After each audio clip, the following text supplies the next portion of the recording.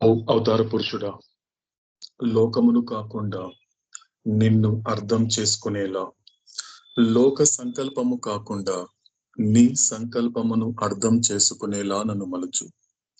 శాశ్వత ప్రియతమ అవతార్ మెహర్ బాబా కీ జై. అందరికీ జై మెహర్ బాబా అండి. సో ఈరోజు షెడ్యూల్ ఒకసారి రిపీట్ చేస్తాను. సో ఫస్ట్ మనకి హఫీజ్ యొక్క 3 కప్లెట్స్ లో పర్షియన్ మనకి మీనాక్షి, ఇంగ్లీష్ లో మనకి తేజిత, తెలుగులో అరుణ. తర్వాత ఫస్ట్ సాంగ్ మనకి అంజప్ప గారి ప్రజెంటేషన్ ఉంటుంది. తర్వాత స్టేట్స్ ఆఫ్ కాన్షియస్నెస్ లో పేజ్ నెంబర్ 4 పేరా 2nd నుండి 4th వరకు ఆంజనేయులు చదువుతారు, ఇంగ్లీష్ తెలుగు. ఆ తర్వాత 5th పేరా అండ్ 6th పేరా వచ్చి మనకి లక్ష్మణ్ గారు చదువుతారు. ఆ తర్వాత క్లారిఫికేషన్ సెషన్ ఉంటుందండి. ఆ తర్వాత లాస్ట్ సాంగ్ మనకి రజనీ గారి ప్రజెంటేషన్ ఉంటుంది. ఆ తర్వాత 5 నిమిషాల పాటు నామం ఉంటుంది, సచ్చిదానంద పరమానంద మెహర్ బాబా విద్యానంద. సో ఒకవేళ మోస్ట్లీ రాఘవేంద్ర జర్నీలో ఉన్నట్టున్నారు. ఒకవేళ ఆ టైంకి అందుబాటులో లేకపోతే కృష్ణమూర్తి గారు సిద్ధంగా ఉండాలి ఆ నామం చెప్పడానికి. ఆ తర్వాత మనకి అమెరికన్ ఆర్తి నర్మదా గారు చేస్తారు. ఆ తర్వాత 2 నిమిషాల పాటు నిశ్శబ్దం పాటించి ఈ పూట మేరోపాసనం అనేది కంక్లూడ్ జరుగుతుందండి. అవతార్ మెహర్ బాబా. శాశ్వత ప్రియతమ అవతార్ మెహర్ బాబా की जय. అందరికీ జై మెహర్ బాబా. मजान से चुनो चरादम के बंदे मुकबिल, कबूल कर दे जान हर सुकान के सुल्तान गुफ्त. शुबिश्नवी सुकान अहले दिल मगू के कतास्त, सुकान शेनाज नाये दिल बरा कता इंजास्त. बंदे फिर मघोनम के जिजाहलम बिरहद, फिर मा हरचे कोनाद ऐन अनायत बाशद. ख्वाजा शामशुद्दीन मोहम्मद हफीज ई शिराज. शाश्वत प्रियतम अवतार मेहर बाबा की जय. Eternal beloved avatar Meher Baba ki jai. Befitting a fortunate slave, carry out every command of the master without any question of why and what. About what you hear from the master, never say it is wrong, because, my dear, the fault lies in your own incapacity to understand him. I am the slave of the master who has released me from the ignorance. Whatever my master does is of the highest benefit to all concerned. Khwaja Shamshuddin Muhammad Hafiz E. Shiraz. Eternal beloved avatar Meher Baba ki jai. Eternal beloved avatar Meher Baba కీ జై. అందరికీ జై మెహర్ బాబా. ఎందుకు, ఏమిటి అను ప్రశ్నలు లేకుండా అదృష్టవంతుడైన బానిస వలె గురువు యొక్క ప్రతి ఆజ్ఞను పాలింపుము. గురువు నుండి వినిన దానిని ఎన్నడూ తప్పు అని అనకు. ఎందుకంటే గురువును అర్థం చేసుకొనలేని నీ అసమర్థత యందే ఆ లోపం ఉన్నది. అజ్ఞాన బంధము నుండి నన్ను విముక్తుడిని చేసిన నా గురువునకు నేను బానిసను. నా గురువు ఏమి చేసినను తత్సంబంధికులందరికీ అది అత్యంత ప్రయోజనకారి అవుతుంది. Mohammed Hafiz. Eternal beloved avatar Meher Baba కీ జై. జై మెహర్ బాబా.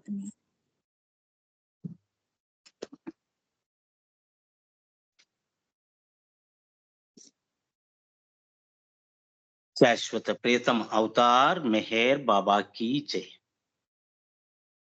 తాళపక హనుమాచార్యులు అందించినటువంటి ఒక సంకీర్తన.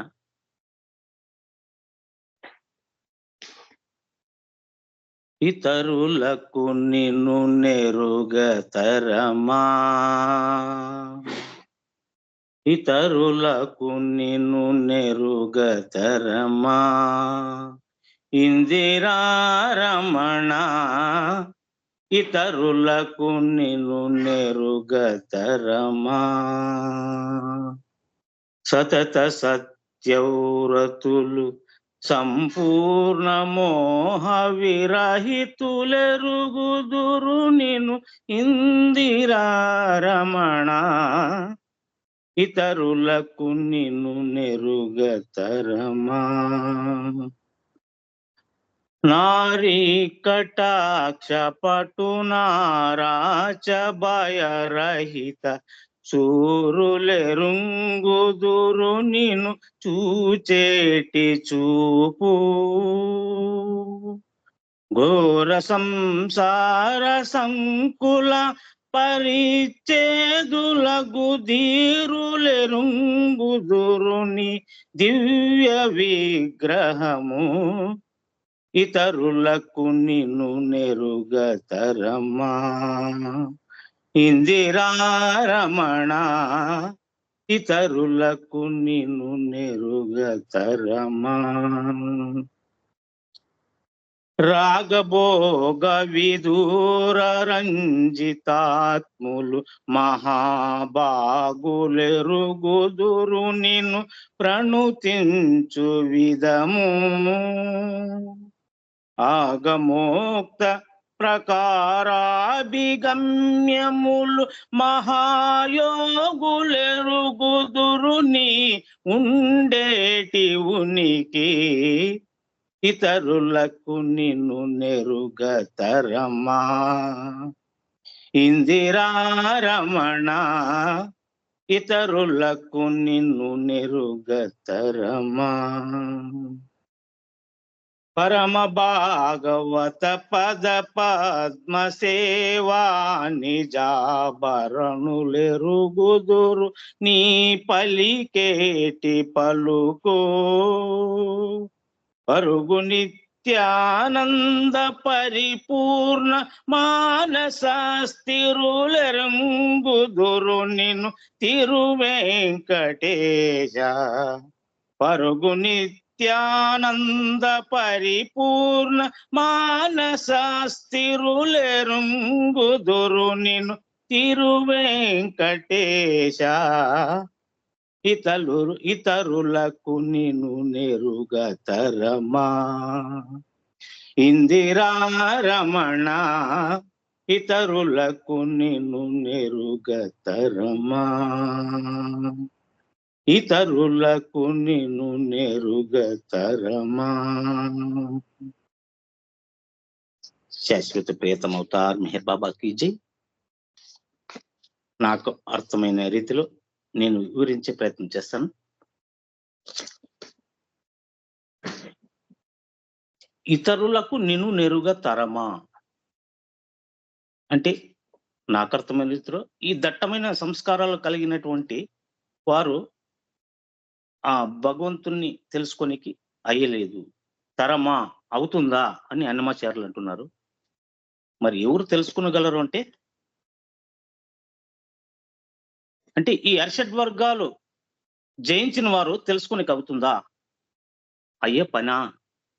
మరి ఎటువంటి వారు తెలుసుకోగలరు సతత సత్యవ్రతులు అంటే ఎల్లప్పుడూ సత్యాన్నే మాట్లాడుతూ సత్యముగానే జీవిస్తూ సత్యంగా ఉండగలిగిన వారు అంటే మనకు అంటే సత్యవాక్ పరిపాలకులు అంటే సదా ఎల్లప్పుడూ సత్యాన్నే చెప్పేవారు.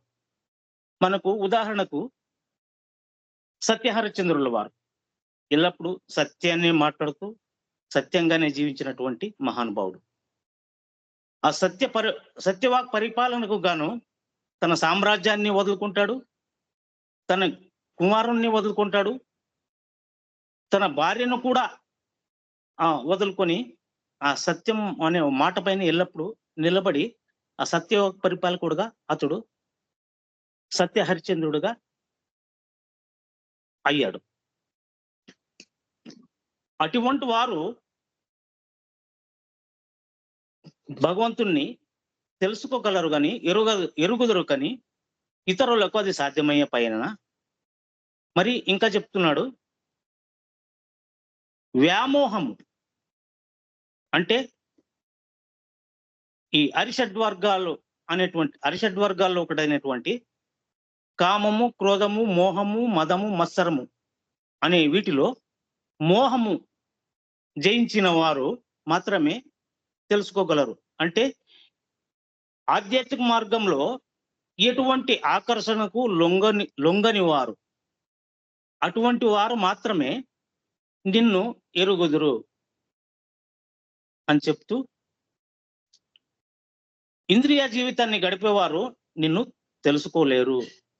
ఎవరైతే నన్నుగా గుర్తించిన వారు అంటే ప్రకాశవంతమైన ఆత్మలు నన్ను తెలుసుకుంటారు. ప్రకాశవంతమైన ఆత్మలు అంటే మనకి స్పృహించేది స్వామి వివేకానందుల వారు, తర్వాత సత్పురుషులు, తర్వాత ఇనాయత్ ఖాన్ గారు, అరవింద్ గారు. వాళ్ళు సత్యమైన శాశ్వతమైనటువంటి ఆధ్యాత్మిక జీవితాన్ని గడిపిన వారు. అలాంటి వారికి సాధ్యమవుతుందే గాని ఇతరులకు సాధ్యం కాదు అని అన్నమయ్య చెప్తున్నాడు. అంటే భగవంతుని యొక్క మాట మాత్రమే బిడ్డలు వీళ్ళు. వెరీ ఫ్యూ సోల్స్ అంటాడు. నా మాట మాత్రమే వినే బిడ్డలు అని చెప్తున్నాడు. అంటే వాళ్ళంతను త్రికరణ శుద్ధిగా అవతారుడు అందించిన మాట మాత్రమే మాట్లాడి, భగవంతుడు అందించిన పనిని చేస్తూ, భగవంతుడు అందించిన దారినే నడిచి ఆచరించి అనుభవకమైన వారు మాత్రమే తెలుసుకోగలరు. అంటే ఇంకా ఎవరు తెలుసుకోగలరు అంటే భయరహితులు, అంటే నిర్భయత్వం కలవారు. భయరహితులు అంటే సదా ఎల్లప్పుడూ ఘన విశ్వాసం కలిగి నిర్భయత్వం కలిగిన వారు. అటువంటి వారు ఎవరు అంటే మన భక్త ప్రహ్లాదుడు మనకి స్ఫురిస్తాడు. అతడు సదా ఎల్లప్పుడూ భయము లేకుండా తన గురువు యొక్క ఆజ్ఞ మేరకు భగవంతుడు మాత్రమే వాస్తవమని గ్రహించి నిర్భయత్వంతో కూడిన జీవితాన్ని గడిపినటువంటి వారు మన ప్రహ్లాద్ వారు. ఆయనకి ఎటువంటి పరిస్థితులు ఎదురైనా చలించకుండా అలాగే ఆయన జీవనాన్ని గడిపారు. కొండల నుంచి వేశారు, కొండల నుంచి కిందికి పారేస్తారు, సముద్రంలో పడేస్తారు, విషం తాగిస్తారు. అయినా కూడా దాన్ని ప్రశ్నించకుండా ఇదంతా ఆయన ఇచ్చ ప్రకారమే జరుగుతుంది అని తెలిసి ఆ సత్య జీవితాన్ని గడిపినటువంటి ప్రహ్లాదుల వారు. అటువంటి వారు నిన్ను ఎరుగుదురు. తర్వాత మన అవతార పురుషుడైనటువంటి శాశ్వత ప్రియతముని సంకల్పమునందు ఘనమైన విశ్వాసము కలిగి నిత్యము సత్యము శాశ్వతమైనటువంటి ఆధ్యాత్మిక జీవితాన్ని ఆచరించి అనుభవించగలిగిన వారు అంటే త్రికరణ శుద్ధిగా ప్రియతముని యొక్క మాటే శాసనంగా స్వీకరించి దివ్య జీవనాన్ని గడిపినటువంటి వారు. నాకు ఎవరు అనిపిస్తారంటే మనకు నాయనార్లు అందించినటువంటి నందనార్ నాయనార్ నాకు ఇప్పుడు స్ఫురణకు వస్తున్నారు. ఆయన ఆ గడిపిన జీవితాన్ని ఆయన తన భగవంతునికి పాదదాసుడై సదా భగవంతుని యొక్క స్మరణలోనే గడుపుతూ జీవించినటువంటి వారు. ఇటువంటి వారే కదా భగవంతునికి నిజాభరణులు. శాశ్వతమైనటువంటి నిజాభరణులు అంటే అవతారుడు అందించినట్లు జెమ్స్ అంటారు. వారు మాత్రమే నీ ఉండేటి ఉనికిని తెలుసుకోగలరు. వీరు కదా మాట మాత్రమే వినే బిడ్డలు అని చెబుతూ నాకు అర్థమైన రీతిలో వివరిస్తూ తర్వాత మన అన్నమాచార్యుల వారు అందించిన దాన్ని నేను ఇప్పుడు అందివ్వబోతున్నాను. ఓ ఇందిరా మనోవల్లభ, ఇతరులకు నిన్ను తెలుసుకొనటం సాధ్యమయ్యే పనియేనా? అన్ని వేళలందు నిజం చెప్పటమే దీక్ష గల సత్వ పరిపాలకులు సంపూర్ణంగా సొంత మోహ విరహితులు అంటే వ్యామోహము విడినవారు మాత్రమే నిన్ను ఎరుగుటకు అర్హుతులు. అంటే చెప్తున్నాడు, మేము మొదట్లోనే దెబ్బతింటున్నాం ప్రభు అని చెప్తున్నాడు. అంటే సత్యాన్ని పలికే దాంట్లోనే మేము దెబ్బతినేసినాము, ఇంకా నిన్ను ఎరుగుటకు ఎలా సాధ్యమవుతుంది అని చెప్తున్నాడు. తర్వాత నారీ కటాక్ష పటు నారాజ భయరహిత సూరులు అంటే వనితల వాంఛల చూపులు అనేది బాణములు గుచ్చుకుంటాయనే భయం లేని వారు. అంటే చూచే చూపులకే నీ చూపు దక్కుతుంది కానీ ఇతరులకు దక్కదని. ఘోర సంసార సంకుల పరిచ్ఛేదులకు ధీరులు అంటే దారుణమైన సంసారం అడి సంకెళ్లను తెంపుకోగలిగిన ధైర్యవంతులు అయితేనే నీ దివ్య మంగళ విగ్రహాన్ని దర్శించగలరు. మామూలు కళ్ళతో కాదు, మనోనేత్రంతో అంటే దివ్య చక్షులతో గాని నిన్ను వీక్షింపగలరు గాని ఇతరులకు ఇది సాధ్యమయ్యే పనినా అని అన్నమాచార్యులు అందిస్తున్నారు. శాశ్వత ప్రియతం అవతార్ మెహర్ బాబాకి జై.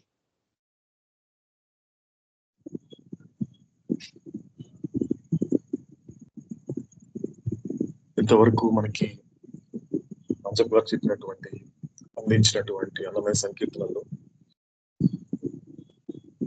అంటే ఎరుగతరమా అంటే అంత సాధ్యపడుతుందా భగవంతుని తెలుసుకోవడం అని, ముఖ్యంగా ఇతరులకి నీ గురించి తెలియని వాళ్ళకి, నీ గురించి అవగాహన లేనటువంటి వాళ్ళకి తెలుసుకోవడం అనేది సాధ్యపడుతుందా అనే ప్రశ్నతో అన్నమాచార్య స్టార్ట్ చేసి అని చెప్పినటువంటి ఎవరెవరికి తెలుసుకోగలుగుతారు.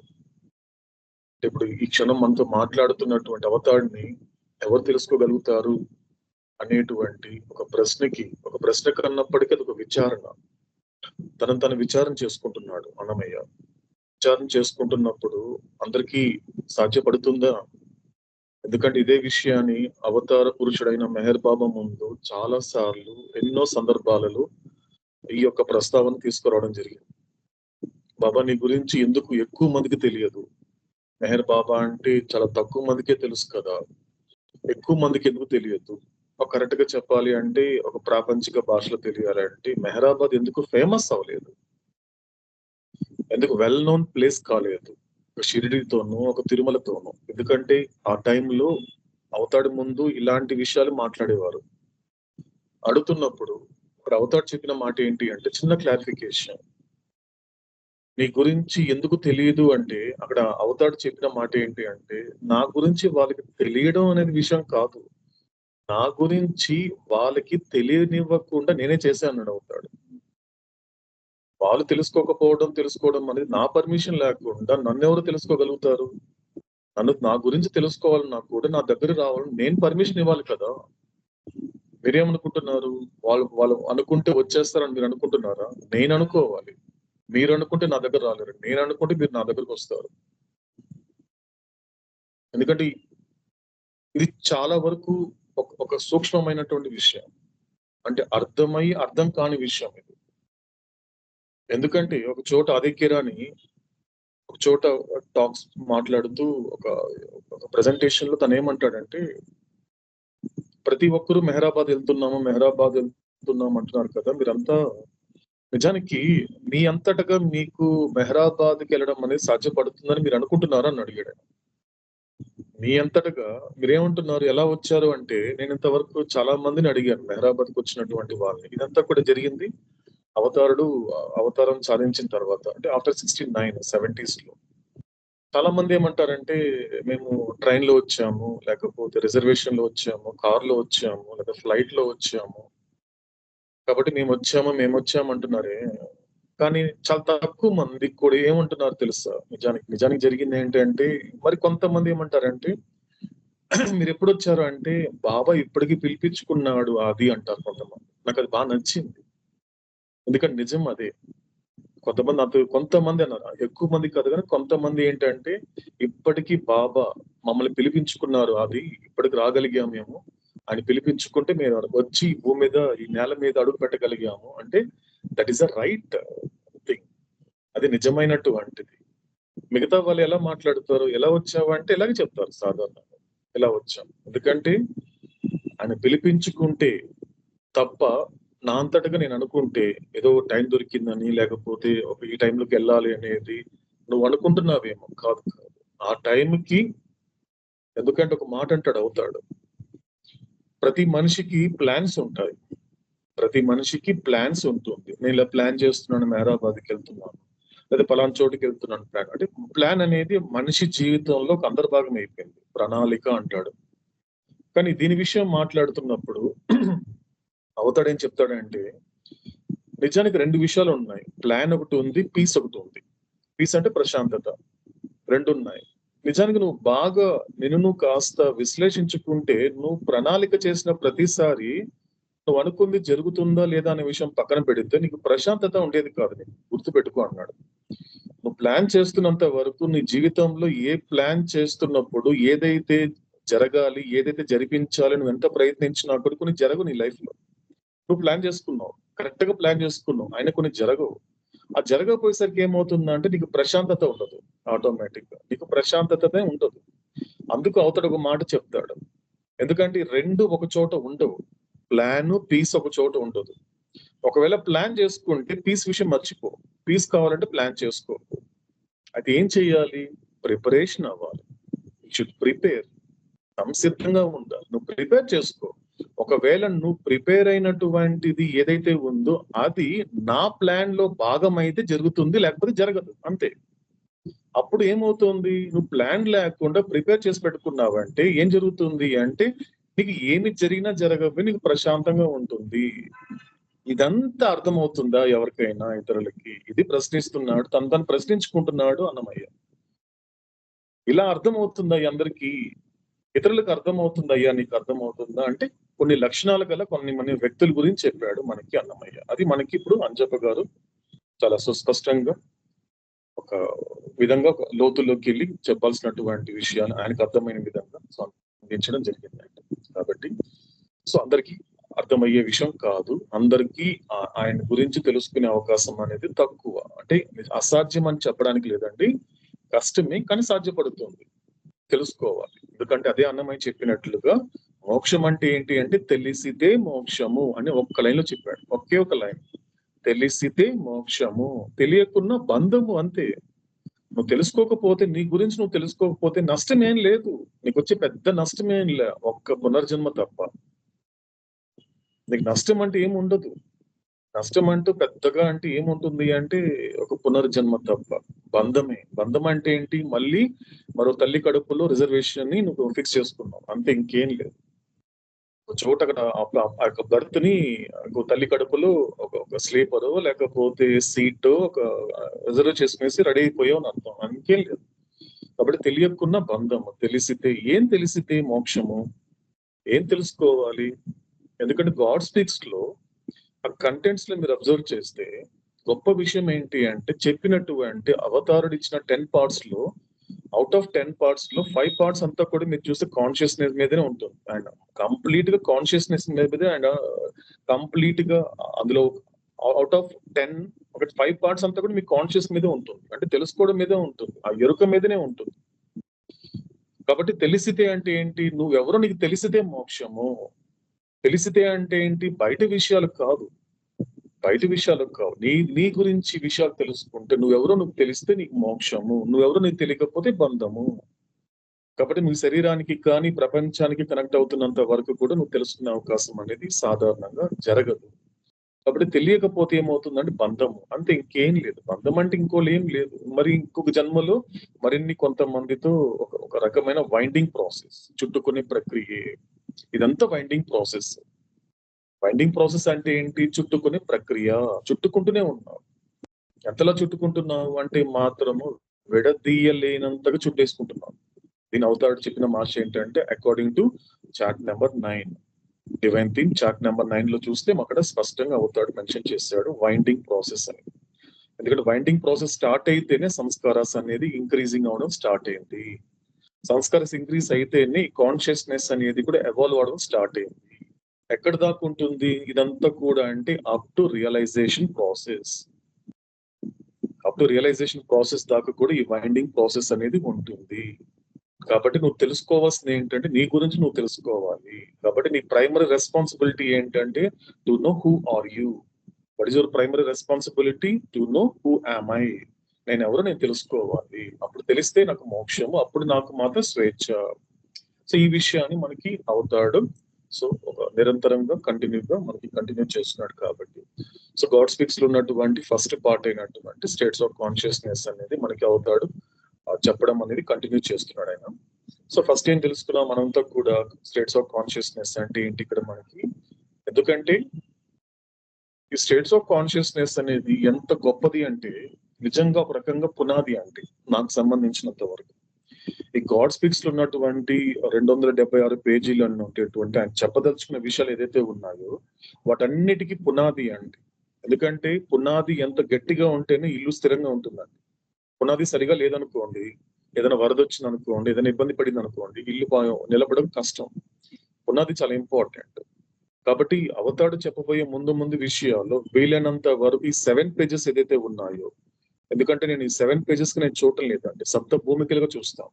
ప్రతి పేజీ కూడా అంత గొప్ప విషయాలు ఉన్నాయి ఇందులో. ఒక రకంగా చెప్పాలి అంటే అవతార పురుషుడు ఏదైతే ఏ ఉద్దేశంతో చెప్తున్నాడు, ఎందుకు చెప్తున్నాడు అంటే ఎవరికి చెప్తున్నాడు, ఎందుకు చెప్తున్నాడు అనేది మనకి ముందుగా మనకి అవతాడు చెప్పాడు. ఎవరితో మాట్లాడుతున్నాడు అంటే Meher Baba God speaks to whom and God speaks to why. ఎవరితో మాట్లాడుతున్నాడు, ఎందుకు మాట్లాడుతున్నాడు అండి? గతంలో మనం చెప్పిన మాట ఏంటి గుర్తుందండి ఎవరికైనా?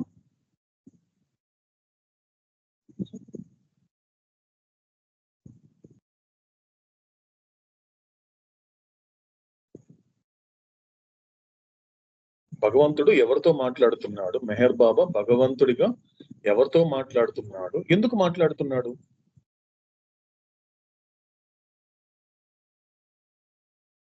ఎరుకలేని భగవంతుడితో మాట్లాడుతున్నాడు. తనను ఆ ఎరుకలేని భగవంతుడిని కూడా తనలాగా మార్చడానికి మాట్లాడుతున్నాడు. కరెక్ట్ అండి.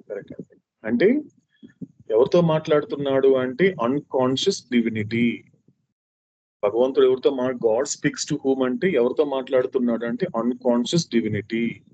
అంటే ఇప్పుడు మనమంతా కూర్చున్నాం, ఎక్కడ ఆయన సమక్షంలో కూర్చున్నాం అనే దానికన్నా కూర్చొని పెట్టాడు. కరెక్ట్ పదమే మనకు అనిపిస్తోంది. కూర్చొని పెట్టాడు ఆయన. కూర్చొని పెట్టినప్పుడు ఒక్కోరిలో ఆయన ఏం చూస్తున్నాడు? అందరిలో నన్ను చూస్తున్నప్పుడు నాలో ఏం చూస్తున్నాడు ఆయన?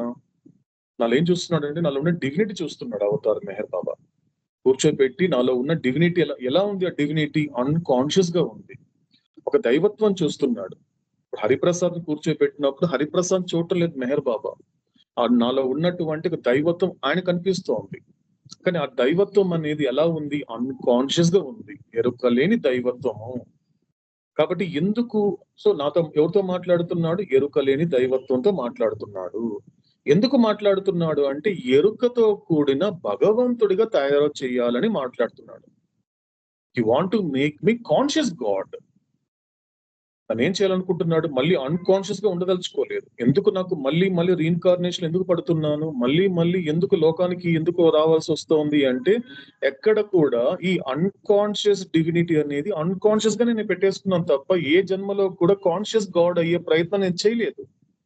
నేను చేసిన పొరపాటు ఏంటి? నాకున్న అజ్ఞానం ఏంటి అంటే నేను చేసింది ఇదే. మిగతా విషయాలు కాన్షియస్ గా ఉంటున్నాను తప్ప నాలో ఉన్నటువంటి అన్కాన్షియస్ డివినిటీని కాన్షియస్ గా గాడ్ గా నేను మారలేకపోయాను. నేను ఎరుకతో కూడిన భగవంతుడిగా తయారు కాలేకపోయాను. ఈ లోకానికి వచ్చి నేను కొడుకుగా తయారయ్యాను, భార్యగా తయారయ్యాను, లేకపోతే మనవడిగా తయారయ్యాను, ఒక మంచి ఉద్యోగిగా తయారయ్యాను, మంచి ఒక కార్యకర్తగా తయారయ్యాను, రకరకాల పాత్రలు పోషించాను తప్ప నేను భగవంతుడిగా తయారు కాలేదే. నేను అవ్వాల్సింది ఏంటి? భగవంతుడే కదా. నిజానికి నేను భగవంతుడినే, కానీ దానికి సంబంధించిన ఎరుక నాకు లేదే. కాబట్టి ఎరుకతో కూడిన భగవంతుడిగా తయారు చేసే ఉద్దేశంతో ఎవరితో మాట్లాడుతున్నాడు? ఎరుక లేని దైవత్వంతో మాట్లాడుతున్నాడు అవతార్ మెహర్ బాబా భగవంతుడిగా. ఇది అర్థం కావాలి. కాబట్టి అన్కాన్షియస్ అనేటువంటిది ఏంటి అక్కడ తీసుకున్నప్పుడు అన్కాన్షియస్ డివినిటీ అనేది కేవలము నాకు ఈ మానవ జన్మలోనే రాలేదు. అర్థం చేసుకోవాల్సిన విషయం ఏంటంటే ఈ అన్కాన్షియస్ డివినిటీ అనేది అన్కాన్షియస్ గా ఎక్కడి నుంచి ఉండిపోయింది అంటే ఈ జన్మలో కాదు. నేను సృష్టిలోకి రావడం మొదలు పెట్టినప్పటి నుండి నేను ఎలా ఉన్నాను?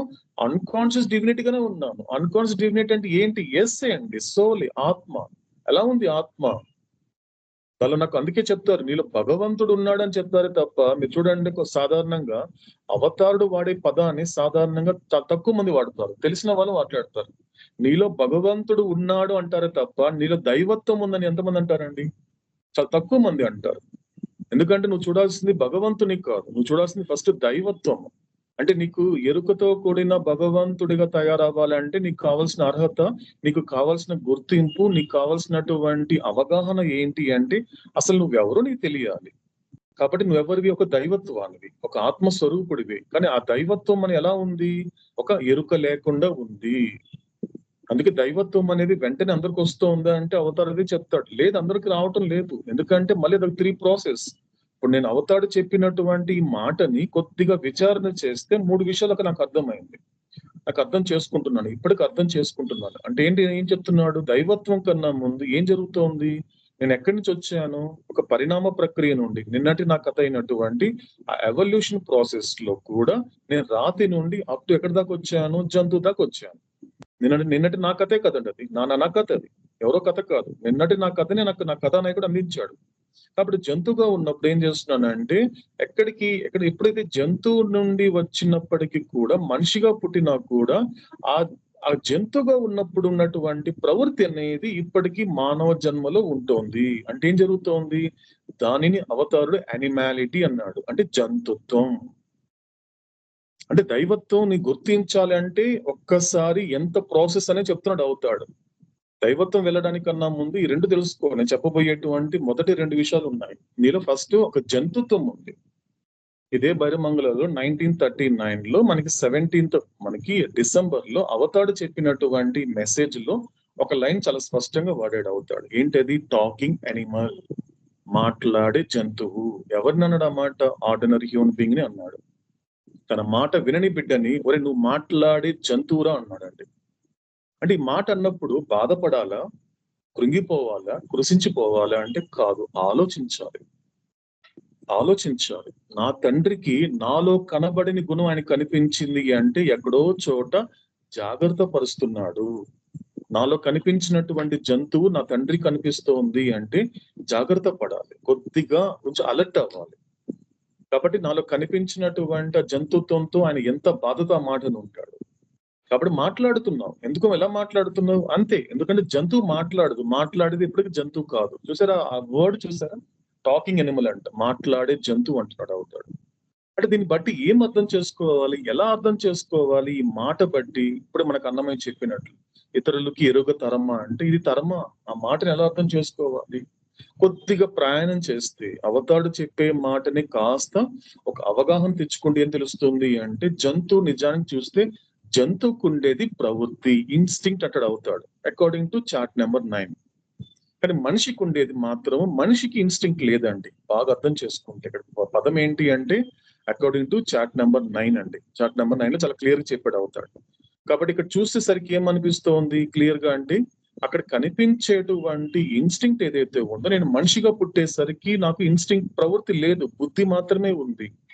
కానీ ఎందుకు ఆ మాట అనాల్సి వచ్చింది అవతాడు అంటే, కానీ నీకు బుద్ధి అనేది ఉన్నప్పటికీ కూడా, కానీ నువ్వు జంతువుగా ఉన్నప్పుడు నువ్వు ఏదైతే కంప్లీట్ గా డెవలప్ చేసుకున్నటువంటి ఇన్స్టింక్ట్ ఏదైతే ఉందో అంటే ఆ ప్రవృత్తి యొక్క ప్రభావము నీకు ఇప్పటి బుద్ధి మీద ఉంది. ఎలా అర్థం చేసుకోవాలండి? ఏమంటే ఇప్పుడు గుడిలోకి వెళ్తామండి, గుడిలోకి వెళ్ళినప్పుడు హారతి ఇస్తారు. ఏం చేస్తాడు అతను? పూజారి ఏం చేస్తారు? ఆయన ఒక పళ్ళెం తీసుకొని ఆ పళ్ళెంలో ఒక కర్పూరం పెట్టి వెలిగిస్తారు. సో కర్పూరం అనేది హారతి ఇచ్చిన తర్వాత అందరికి హారతి ఇచ్చి అక్కడ పెట్టేస్తారు. మీరు అబ్జర్వ్ చేయండి ఆ పాత్రని. కాసేపటికి ఏమైపోతుంది? ఆ కర్పూరం కరిగిపోతుంది, ఆ మంట కూడా పోతుంది. కానీ అక్కడ కర్పూరం లేకపోయినా, అక్కడ మంట లేకపోయినా, అక్కడ కర్పూరం వెలిగించాడు అనేటువంటి ఒక ఇండికేషన్ కింద ఒక మరక ఉంటుంది. ఆ మరక పేరే ప్రభావం, ఆ మరక పేరే జంతుత్వం. నువ్వు జంతువుగా ఉన్నప్పుడు నువ్వు డెవలప్ చేసుకున్నటువంటి ఆ ప్రవృత్తి యొక్క ప్రభావము ఇప్పటికీ నీ బుద్ధి మీద ఉంది. అందుకే నువ్వు బుద్ధి వాడటం లేదని అడుగుతాడు. కాబట్టి జంతుత్వం అనేది ఫస్ట్ స్టార్ట్ అవుతోంది. కాబట్టి దాన్ని గుర్తించి ఆ ప్రభావం లేకుండా చేయగలిగితే నీకు వెంటనే వచ్చేది ఏంటి అంటే మానవత్వం, హ్యుమానిటీ అని అడుగుతాడు. అంటే ఫస్ట్ ఏంటి అనిమాలిటీ అంటే జంతుత్వము, తర్వాత ఏంటి హ్యుమానిటీ మానవత్వం, మనిషిగా బతుకుతావు నువ్వు, మనిషిగా బతుకుతావు. మనిషి చేసే పని ఏంటి అంటే ఇతరులకి ఇబ్బంది పెట్టకపోయినప్పటికీ కూడా ఎవరిని కూడా ఇబ్బంది పెట్టడు. ఎవరిని పక్కవాడిని హ్యాపీగా పెట్టకపోయినా పర్లే కానీ ఇబ్బంది పెట్టకుండా వాడి పని వాడు చూసుకుంటాడు. వాడు మనిషి, సాధారణంగా చెప్పాలి అంటే ఒక మధ్యస్థ మనిషి వాడు. కాబట్టి ఆ మానవత్వం అనేది ఇంపార్టెంట్. కాబట్టి హ్యుమానిటీ కూడా నువ్వు దాటగలిగితే, నాకు మానవ జన్మ అనేది కేవలం మానవుడిగా నేను ఒక తృప్తి పడకూడదు, నేను మానవుడికి ఎందుకు వచ్చాను, మాధవుడు అవడానికి వచ్చాను, నాకు అందుకే ఈ మానవ జన్మను ఇచ్చాడు నాకు పరమాత్ముడైన మెహర్ బాబా అని గుర్తించినప్పుడు మాత్రమే నువ్వు ఆ మానవత్వం నుండి దైవత్వంకి వస్తావు, అదే డివినిటీ. కాబట్టి ఇది ప్రాసెస్. ఎందుకు గుర్తించలేకపోతున్నావు, ఎందుకు అన్కాన్షియస్ గా డివినిటీ ఉండిపోయిందంటే ఆ అనిమాలిటీ నేను అడ్డుపడుతోంది. అనిమాలిటీ అనేటువంటి ఆ ఇన్స్టింక్ట్ అనేది నేను అడ్డుపడుతోంది. అందుకే నేను ఎందుకు అలా చూస్తున్నాను అంటే నువ్వు ఒక జంతువులాగే నాకు కనపడుతున్నావు. ఒక జంతువు ఏం చేస్తుంది, తన ఫ్యామిలీని పోషించుకోవడానికి ఏం చేస్తుంది, క్రూర మృగాలు చూస్తూ ఉంటాం మన వీడియోల్లో కానీ డిస్కవరీ ఛానల్ మనం చూస్తూ ఉంటాం. ఎందుకంటే ఒక సింహం కానీ లేకపోతే ఒక క్రూర మృగాలకు కానీ వాళ్ళ ఫ్యామిలీని కాపాడుకోవడానికి, వాళ్ళ ఆ బిడ్డలను కాపాడుకోవడానికి ఎంతో మందిని అటాక్ చేసి చంపేస్తూ ఉంటాయి. ఎందుకంటే తప్పు కాదు అది, ఎందుకంటే అది తెలియదు. ఇప్పుడు ఒక మనిషి ఒక జంతువు, ఒక క్రూర మృగము, ఒక సింహం మనిషిని చెప్పింది అనుకోండి, ఎక్కడ కూడా ఏ ప్రపంచంలో ఏ న్యాయస్థానం కూడా నువ్వు మనిషిని చంపావు కాబట్టి ఓ సింహమా నీకు ఈ 15 సంవత్సరాల పాటు కఠిన కారాల శిక్ష అని ఎక్కడ ఏ కోర్టు విధించదండి. ఇప్పుడు దాన్ని తీసుకొచ్చి జైల్లో పెట్టరండి. ఆ సింహాన్ని కానీ పులిని కానీ దాన్ని జైల్లో పెట్టరు, దాన్ని వదిలేస్తారు అంతే. చంపేసిందా సర్లే అండి, అతను చేసిన పొరపాటుని అక్కడ క్రూర మృగాన్ని తప్పు పట్టరు, ఆ మనిషిని తప్పు పడతారు. అతను ఎందుకు వెళ్ళాడా లోపలికి, కానీ మనిషి మాత్రము ఏదైనా జంతువుని చంపితే ఇతను జైలు శిక్ష ఇస్తారు. దానికి తెలియదు, నీకు తెలుసు కదా అలా చేయకూడదని. అంటే ఎక్కడో చోట ఒక కాన్షియస్ గురించి మనకు అవతాడు చెప్తున్నాడు. దాని కాన్షియస్ లేదు, అది దానికి ఇన్స్టింక్ట్ అంతే, దానికి బుద్ధి లేదు. దానికి బుద్ధి కూడా ఒక పార్షియల్ గా డెవలప్ అయింది, అయినప్పటికీ సరిపోద్ది దానికి. ఇది చంపకూడదు, మన కోసం మన వాళ్ళ కోసం ఇతరులు ఇబ్బంది పెట్టకూడదు అని కామన్ సెన్స్ యానిమల్స్ కు ఉండదు, మనిషికి ఉంటుంది. కామన్ సెన్స్ మనిషికి ఉంటుంది. కాబట్టి ఇది చేయకూడదు, చేయకూడదు. కానీ కామన్ సెన్స్ ఎప్పుడు వస్తుంది, అందరికి వస్తుందా అంటే అవతాడు అది కూడా ఒప్పుకోలేదు, అందరికి రాదన్నాడు అవతాడు. ఎవరైతే ఈ బుద్ధిని గుర్తిస్తారో వాళ్ళకి మాత్రమే ఆ కామన్ సెన్స్ ఉంటుంది. ఇలా చేయకూడదు, ఇలా మాట్లాడకూడదు, ఇలా ఆలోచించకూడదు, ఇటువంటి పనులు చేయకూడదు అనే కామన్ సెన్స్ మనిషికి ఉంటుంది ఎప్పుడైతే అతడు తనకి ఇవ్వబడినటువంటి ఇంటలెక్ట్ ని రికగ్నైజ్ చేసినప్పుడు, గుర్తించినప్పుడు మాత్రమే. కాబట్టి ఇంత ఉంది కథ. కాబట్టి ఎందుకు ఎవరితో మాట్లాడుతున్నా నేను, కాబట్టి ఈ యొక్క అన్కాన్షియస్ డివినిటీతో నేను మాట్లాడుతున్నాను, అంటే ఎరుక లేని దైవత్వం మాట్లాడుతున్నాను. కానీ ఎరుక లేకుండా చేసింది ఏంటి అంటే నీలో ఉన్నటువంటి యానిమాలిటీ మాత్రమే, కాబట్టి జంతుత్వమే. కాబట్టి నువ్వు దైవత్వానికి వెళ్ళాలంటే మొట్టమొదటిగా నువ్వు చేయాల్సిన పని ఏంటి అంటే ఆ జంతుత్వం అంటే ఆ యొక్క ప్రవృత్తి యొక్క ప్రభావము నీ బుద్ధి మీద పడకుండా ఉంటే తప్ప నువ్వు మనిషిగా ఉండలేవు. కాబట్టి దాని తర్వాత ఇలా అర్థం చేసుకోవాలి. కాబట్టి నేను ఎవరితో మాట్లాడుతున్నాను, ఎరుక లేని దైవత్వంతో మాట్లాడుతున్నాను. ఎందుకు మాట్లాడుతున్నాను, ఆ ఎరుక లేని దైవత్వాన్ని ఎరుకతో కూడిన భగవంతుడిగా తయారు చేయడానికి మాట్లాడుతున్నాను. కాబట్టి ఇది మనకి క్లారిటీ ఇచ్చాడు అవుతాడు. కాబట్టి ఇది ఎక్స్ప్లెయిన్ చేస్తూ కాన్షియస్ గురించి మనకు కంటిన్యూ చేస్తూ ఒక్కొక్క విషయాన్ని ఎక్స్ప్లెయిన్ చేస్తూ వస్తున్నాడు అవుతాడు. కాబట్టి ఏం చెప్తున్నాడు స్టార్టింగ్ నుంచి కూడా మనం చెప్పుకున్నాం, నెంబర్ కూడా 454 అంటే స్టార్టింగ్ లో నలుగురు గురించి, ఈ నలుగురు కనెక్ట్ అయినటువంటి 5 విషయాల గురించి, మరియు ఈ నలుగురు 5 విషయాలు కనెక్ట్ అయినప్పుడు వచ్చేటువంటి రిజల్ట్ గురించి మనకి 454 లో మనకి అవతాడు చెప్పడం జరిగింది. సో ఆ 5 తీసుకున్నా కూడా మనం ఒక్కొక్క దాన్ని మనకి అవతాడు కనెక్ట్ చేస్తూ వస్తున్నాడు. కాన్షియస్నెస్ కావచ్చు, వరల్డ్ కావచ్చు, ప్లేన్స్ కావచ్చు, బైండింగ్స్ కావచ్చు, లేక ఇంప్రెషన్స్ కావచ్చు. కాబట్టి మొత్తానికి వచ్చేసరికి మాత్రము హైలైటెడ్ అయిన విషయం ఏంటి, ఉన్న విషయం ఏంటి అనేది ఎక్కువగా పొడిగించకుండా అవతాడు చాలా సింప్లిఫై చేసి సెకండ్ పేజ్ లో చెప్పేశాడు. ఎక్కువగా పొడిగించకుండా ఉన్న విషయం ఇది, దీని కారణం ఏంటో ఇది అనే విషయాన్ని, కారణాన్ని మనకి సంస్కారాలే కారణము. కాబట్టి నీ జీవితం తేలిక పడాలి, నీ జీవితం అనేది ఒక ప్రయోజనకరంగా ఈ ప్రపంచంలో ఉండాలి అంటే నువ్వు చేయాల్సిన పని ఏంటి అంటే అసలైన కారణాన్ని వెతుకు అన్నాడు అవుతాడు.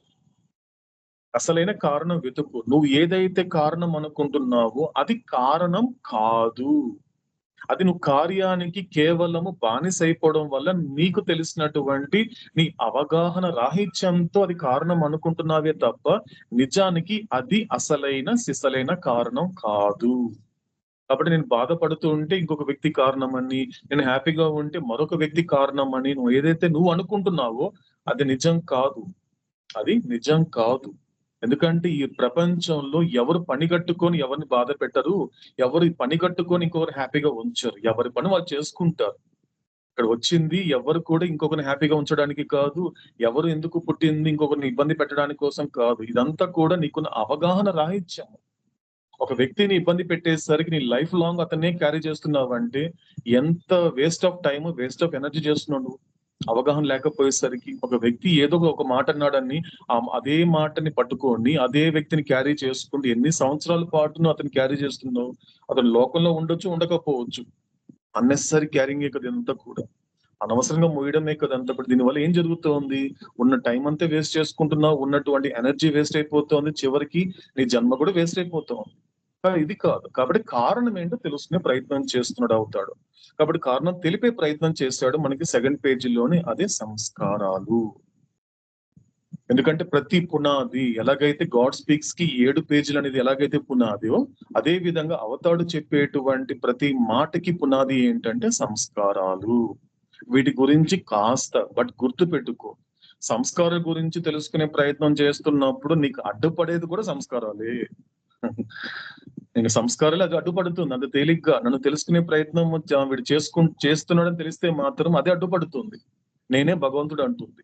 అందుకే కదండి ఆర్డినరీ హ్యూమన్ బీయింగ్స్ కి ఎవరు దైవము?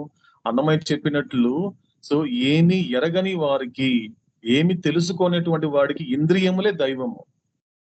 అన్నమయ్య అంటాడు ఒక చోట అండి, అంటే ఏమి తెలుసుకోలేదు అనుకో, నువ్వు ఏమి తెలుసుకోకుండా అలా ఉన్నావు అంటే నాకు తెలియదండి, వీటి గురించి నిజాల గురించి నాకు తెలియదండి, నా గురించి నాకు తెలియదండి అన్నావు అంటే అలాంటి వాడికి తన ఇంద్రియాలే, అంటే ఆ పంచ జ్ఞానేంద్రియాలు కావచ్చు, పంచ కర్మేంద్రియాలు కావచ్చు, ఇవే అతడి యొక్క దైవము. కాబట్టి ఇది చెప్తూ మనకి అవుతాడు కనెక్ట్ చేస్తూ వస్తున్నాడు. మనకి అవుతాడు 1 by 1 ఏం చేస్తున్నాడు మనకి. సో మనకి సెకండ్ పేజీలో మనకి ఇంప్రెషన్స్ గురించి చెబుతూ ఒక్కొక్క దాన్ని కనెక్ట్ చేస్తూ, ఒక్కొక్క ఇంప్రెషన్ అనేటువంటిది కనెక్ట్ అయినప్పుడు ఆ ఇంప్రెషన్ యొక్క ఆ కలిగి ఉన్నటువంటి, అంటే గ్రాస్ ఇంప్రెషన్ కావచ్చు, సటిల్ ఇంప్రెషన్ కావచ్చు, లేకపోతే మెంటల్ ఇంప్రెషన్, అంటే స్థూల సూక్ష్మ మానసిక సంస్కారాలు అనేది కూడా ఎలా కలిగి ఉంటే ఏ విధంగా అతడి యొక్క శరీరానికి మరియు ఎటువంటి ప్రపంచాలకి కనెక్ట్ అవుతాడు అనే విషయాన్ని మనకి 1 by 1 మనకి అవుతాడు చెబుతూ, సో మనకి థర్డ్ పేజ్కి వచ్చేసరికి మాత్రం కూడా ఎలా లైఫ్ ఆఫ్ సెన్సెస్ ఎలా ఉంటాడు, మోస్ట్ సోల్ ఎలా ఉంటాడు, సో అతని యొక్క పరిస్థితి ఏంటి, ఎందుకు అలా ఉండిపోయాడు అంటే అతడి ప్రాబ్లం కూడా కాదు, అతడు తనకు ఆ గ్రాస్ ఇంప్రెషన్ వల్ల అలా ఉన్నాడన్న విషయం కూడా అతనికి తెలియదు. నిజానికి ప్రాబ్లము ఆ వ్యక్తిది కాదు. కాబట్టి అతని యొక్క ఆ ఇంప్రెషన్స్ అనేది అతని అలా మలుచుతుంది. కాబట్టి ఏం చేయాలి అంటే దాన్ని బట్టి థర్డ్ పేజీలో చెప్పిన దాన్ని బట్టి ఎలా కనెక్ట్ చేసుకోవాలి అంటే, ఆ ఫస్ట్ పేరాలో చెప్పినప్పుడు అదంతా కూడా life of senses, ordinary human being కావచ్చు, మోస్ట్ సోల్ కావచ్చు, కేవలం అంతే ఆ సెన్సెస్, అంటే ఆ పంచ జ్ఞానేంద్రియాలు పంచ కర్మేంద్రియాలు అంతే. ఆ జ్ఞానేంద్రియాలు బట్టి కర్మేంద్రియాలు పనిచేసుకుంటూ పోతుంది అంతే, తప్పించి దానికి మించి ఆలోచించలేడు వాడు, అలాగే ఉంటాడు. కాబట్టి ఏం చెయ్యాలి అంటే లైఫ్ స్టార్ట్ చేయాలి, పాత్ బిగిన్ చేయాలి అంటే ఏంటి, క్లియర్ గా ఏం చెప్తున్నాడు అంటే ఒక రెనౌన్సియేషన్. ప్రపంచంలో మనకి సాధకులు ఎలా కనపడతారు? సాధకుడు ఇంతవరకు నిన్నటి వరకు ఒక సాధారణ ఆత్మగా ఉన్నవాడు ఈ రోజు ఎందుకు అంత సాధకుడుగా భగవంతుని అంత సిరీస్ కి ఎలా తీసుకోగలిగాడు అంటే కారణం ఏంటి అంటే అతడు తన ఇంద్రియమైనటువంటి జీవితాన్ని పరిత్యజించాడు. దేని పరిత్యజించాలనేది మనకి చాలా స్పష్టంగా చెప్తున్నాడు అవుతాడు ఇక్కడ. రెనౌన్సియేషన్ అంటే ఎవరిని విడిచిపెడతావు, ఎవరిని వదులుకుంటావు నువ్వు? ఇంట్లో వాళ్ళని ఇంటిని కాదు. ఇంట్లో వాళ్ళని ఇంటిని విడిచిపెడితే నీకు ఇంట్లో ఉన్నంత వరకు నువ్వు వాళ్ళ గురించి 5 నిమిషాలు ఆలోచించావు, గడప దాటితే 5 గంటలు ఆలోచిస్తావు. That is a power of సంస్కారాస్, దట్ ఈస్ అ జాదు ఆఫ్ సంస్కారాస్. ఇంట్లో ఉన్నంత వరకు నీకు 5 minutes ఆలోచించు, నీ కళ్ళ ముందు ఒక 10 మంది కనబడుతూ ఉంటే అని వాళ్ళ గురించి 5 నిమిషాలు ఆలోచించు. ఏదో ఒక ఆవేశపడ్డావు, ఆవేశం వచ్చేసింది, నాకు వీళ్ళంతా వద్దు అనుకుంటున్నావు, ఆవేశం ఇంకేం లేదు. నేను సన్యాసం చేస్తాను అన్నప్పుడు ఇదంతా ఆవేశం, ఎక్కడ ఆలోచన మనకు కనపడదు, ఏమి జస్ట్ ఇదంతా emotion, there is no thought, there is no thinking. కాబట్టి ఏం చేస్తావు? కానీ నీకు తెలియని విషయం ఏంటి అంటే, అలా ఆవేశంతో నువ్వు వచ్చి బయటకు వచ్చినప్పుడు నేను సన్యాసం తీసుకుంటాను, అందరిని విడిచిపెడతాను వచ్చినప్పుడు నువ్వు బాగా అబ్జర్వ్ చేయి. గడప లోపల ఉన్నంత వరకు వీళ్ళ గురించి నువ్వు 5 నిమిషాలు ఆలోచించాడు రోజుకి, అంతే. అంతకు మించి ఆలోచించేవాడు కదా. గడప దాటిన తర్వాత ఆ 5 నిమిషాలు 5 గంటలు అయింది. వాళ్ళ గురించి ఆలోచిస్తున్నావు. ఎందుకంటే ఒక చోట ఒక సూఫీ మాస్టర్ దగ్గరికి ఒక వ్యక్తి వస్తాడండి, ఇలా ఆవేశపడి వస్తాడు. ఆవేశపడి వచ్చినప్పుడు వెంటనే అతను అడుగుతాడు, నాకు సన్యాసం ఇవ్వండి గురుదేవా, నాకు సన్యాసం ఇవ్వండి అన్నప్పుడు కాసేపు అతను చూస్తూ ఉంటాడు. అతను చూస్తాడు, కాసేపు అతను వెనక చూస్తాడు, అతను వెనక చూస్తాడు. చూస్తున్నప్పుడు అతను కూడా వెనక్కి తిరిగి చూసుకుంటాడు. అతని వెనక ఎవరు లేరు. అదేంటి అన్నప్పుడు, లేదు నిజంగా నీకు సన్యాసం ఇవ్వమంటావు అంటే, నాకు లేదు, నేను నిజంగా అడుగుతున్నాను గురుదేవా, నాకు సన్యాసం ఇవ్వండి. సన్యాసం ఇస్తాను కానీ నువ్వు ఒక్కడివే వచ్చి ఉంటే బాగుండేమో అన్నాడు. సన్యాసం ఇస్తాను కానీ ఒక్కసారిగా ఇంతమంది కంటే ఒక్కసారి కష్టం నాకు, నువ్వు ఒకడే వచ్చి ఉంటే నేను సన్యాసం ఇచ్చి ఉంటాను అన్నాడు ఆయన. అతను వెనక తిరిగి చుట్టుపక్కల చూసుకుంటున్నాడు. చుట్టుపక్కల ఎవరు లేరు అక్కడ. ఇదేంటి, ఈయనకేంటి కళ్ళు సరిగా కనిపించట్లేదు, నేను ఉండేది ఒకటే కదా, ఎంతమంది అంటున్నాడు అంటే, అప్పుడు చెప్తాడు ఆయన సూఫీ మాస్టర్, నీ చుట్టుపక్కల చూడొద్దు, నీ లోపల చూడు. ఇప్పటికి నీ భార్య ఇంట్లో ఏం చేస్తుందో ఆలోచిస్తున్నావు కదా, నీ పిల్లలు సరిగా చదువుతున్నారు లేదని ఆలోచిస్తున్నావు కదా, ఇప్పటికి నీ తల్లిదండ్రులు మందులు వేసుకున్నారు లేదా ఆలోచిస్తున్నావు కదా, ఇప్పటికి నీ అసిస్టెంట్ కి చెప్పినటువంటి డబ్బుల్ని సరిగా ఖర్చు పెట్టాడా, లేకపోతే అతను ఏదైనా అనవసరం తీసేసుకున్నాడా, లేకపోతే వృధా చేస్తాడా ఆలోచిస్తున్నావు కదా, నీ కొడుకుకి ఇచ్చిన డబ్బుల్ని వాడు ఎంత వృధా చేస్తున్నాడా లేదా ఫీజు కట్టాడా లేదని ఆలోచిస్తున్నావు కదా, నీ బిజినెస్ అనేది కూడా వాడు పెంచుతున్నాడా, వాడికి నష్టపోయేలా చేస్తున్నాడా, ఇప్పటికి నీకు డబ్బులు ఇచ్చినటువంటి వాడు నీకు అప్పు, నువ్వు ఎవరికైతే అప్పులు ఇచ్చావో వాడు సరిగా వడ్డీ కడుతున్నాడు లేదు ఇప్పటికి ఆలోచిస్తున్నావు. ఇంత ఆలోచిస్తున్నప్పుడు ఇంత మందికి ఒక్కసారి నేను ఎలా సన్యాసం ఇస్తాను, నువ్వు ఎప్పుడైతే నీ అంతటిగా నువ్వు ఒక్కడే వచ్చినప్పుడు నేను సన్యాసం ఇవ్వడం నేను రెడీగా ఉన్నాను అన్నాడు. That is a mental renunciation. ఇది కేవలం బయట నుండి విడిచిపెట్టు, కానీ అది గురువు తెలుస్తుంది. ఇది కాదు పరిత్యాగం అంటే. అందుకే అవుతాడు ఎప్పుడు చెప్తాడు, inward renunciation is most important than outer renunciation. అలా వెళ్ళలేవు, అలా అంత తేలిక కాదు. అందరూ సిద్ధార్థులు కాలేరు, అందరూ రమణ మహర్షులు కాలేరు, అందరికి అంత తేలిక కాదు బయటపడ్డాం అనేది. అందరూ అలా ఎవరని నేను అసాధ్యం అని చెప్పట్లేదు, సాధారణంగా మాట్లాడుకుంటున్నాను. మనం మామూలుగా మాట్లాడుకుంటాం. వాళ్ళంతా ఎంత ఆ రెనౌన్సియేషన్ అనేది కూడా వాళ్ళతో మాట్లాడితే తెలుస్తుంది. వాళ్ళకంత వైరాగ్యం ఎలా వస్తుంది అంటే, అదే దేని విడిచిపెట్టాలి, వైరాగ్యం కావాలంటే దేని పరిత్యజించాలి ఆలోచించు. నువ్వు ఉదయం లేచినప్పటి నుండి కళ్ళకి ఏది కనిపిస్తే అదే చూస్తా ఉంటున్నావే, ఏదైనా బాగా వినిపిస్తే అదే వినాలనిపిస్తుంది, ఏదైనా టేస్ట్ గురించి ఎవరైనా చెప్తే మళ్ళీ తినాలనిపిస్తోంది, ఎక్కడైనా వాసన బాగుందంటే వెళ్ళి కూర్చొని వాసన చూస్తున్నావే, అతను తాకితే బాగుంది చాలా హ్యాపీగా ఉంది అన్నట్టు వాళ్ళు ఇంకా తాకుతూ ఉన్నావే. ఈ యొక్క పంచ జ్ఞానేంద్రియాలను ఉండిపోతే నీకు జ్ఞానం ఎక్కడుంది? నీకు ఎందుకు ఇచ్చాడు ఈ ఇంద్రియాలు? జ్ఞానం పొందడానికి ఇంద్రియాలు ఇచ్చినప్పుడు ఈ ఇంద్రియాలకి లోబడి నువ్వు అజ్ఞానిగా ఉన్నావే.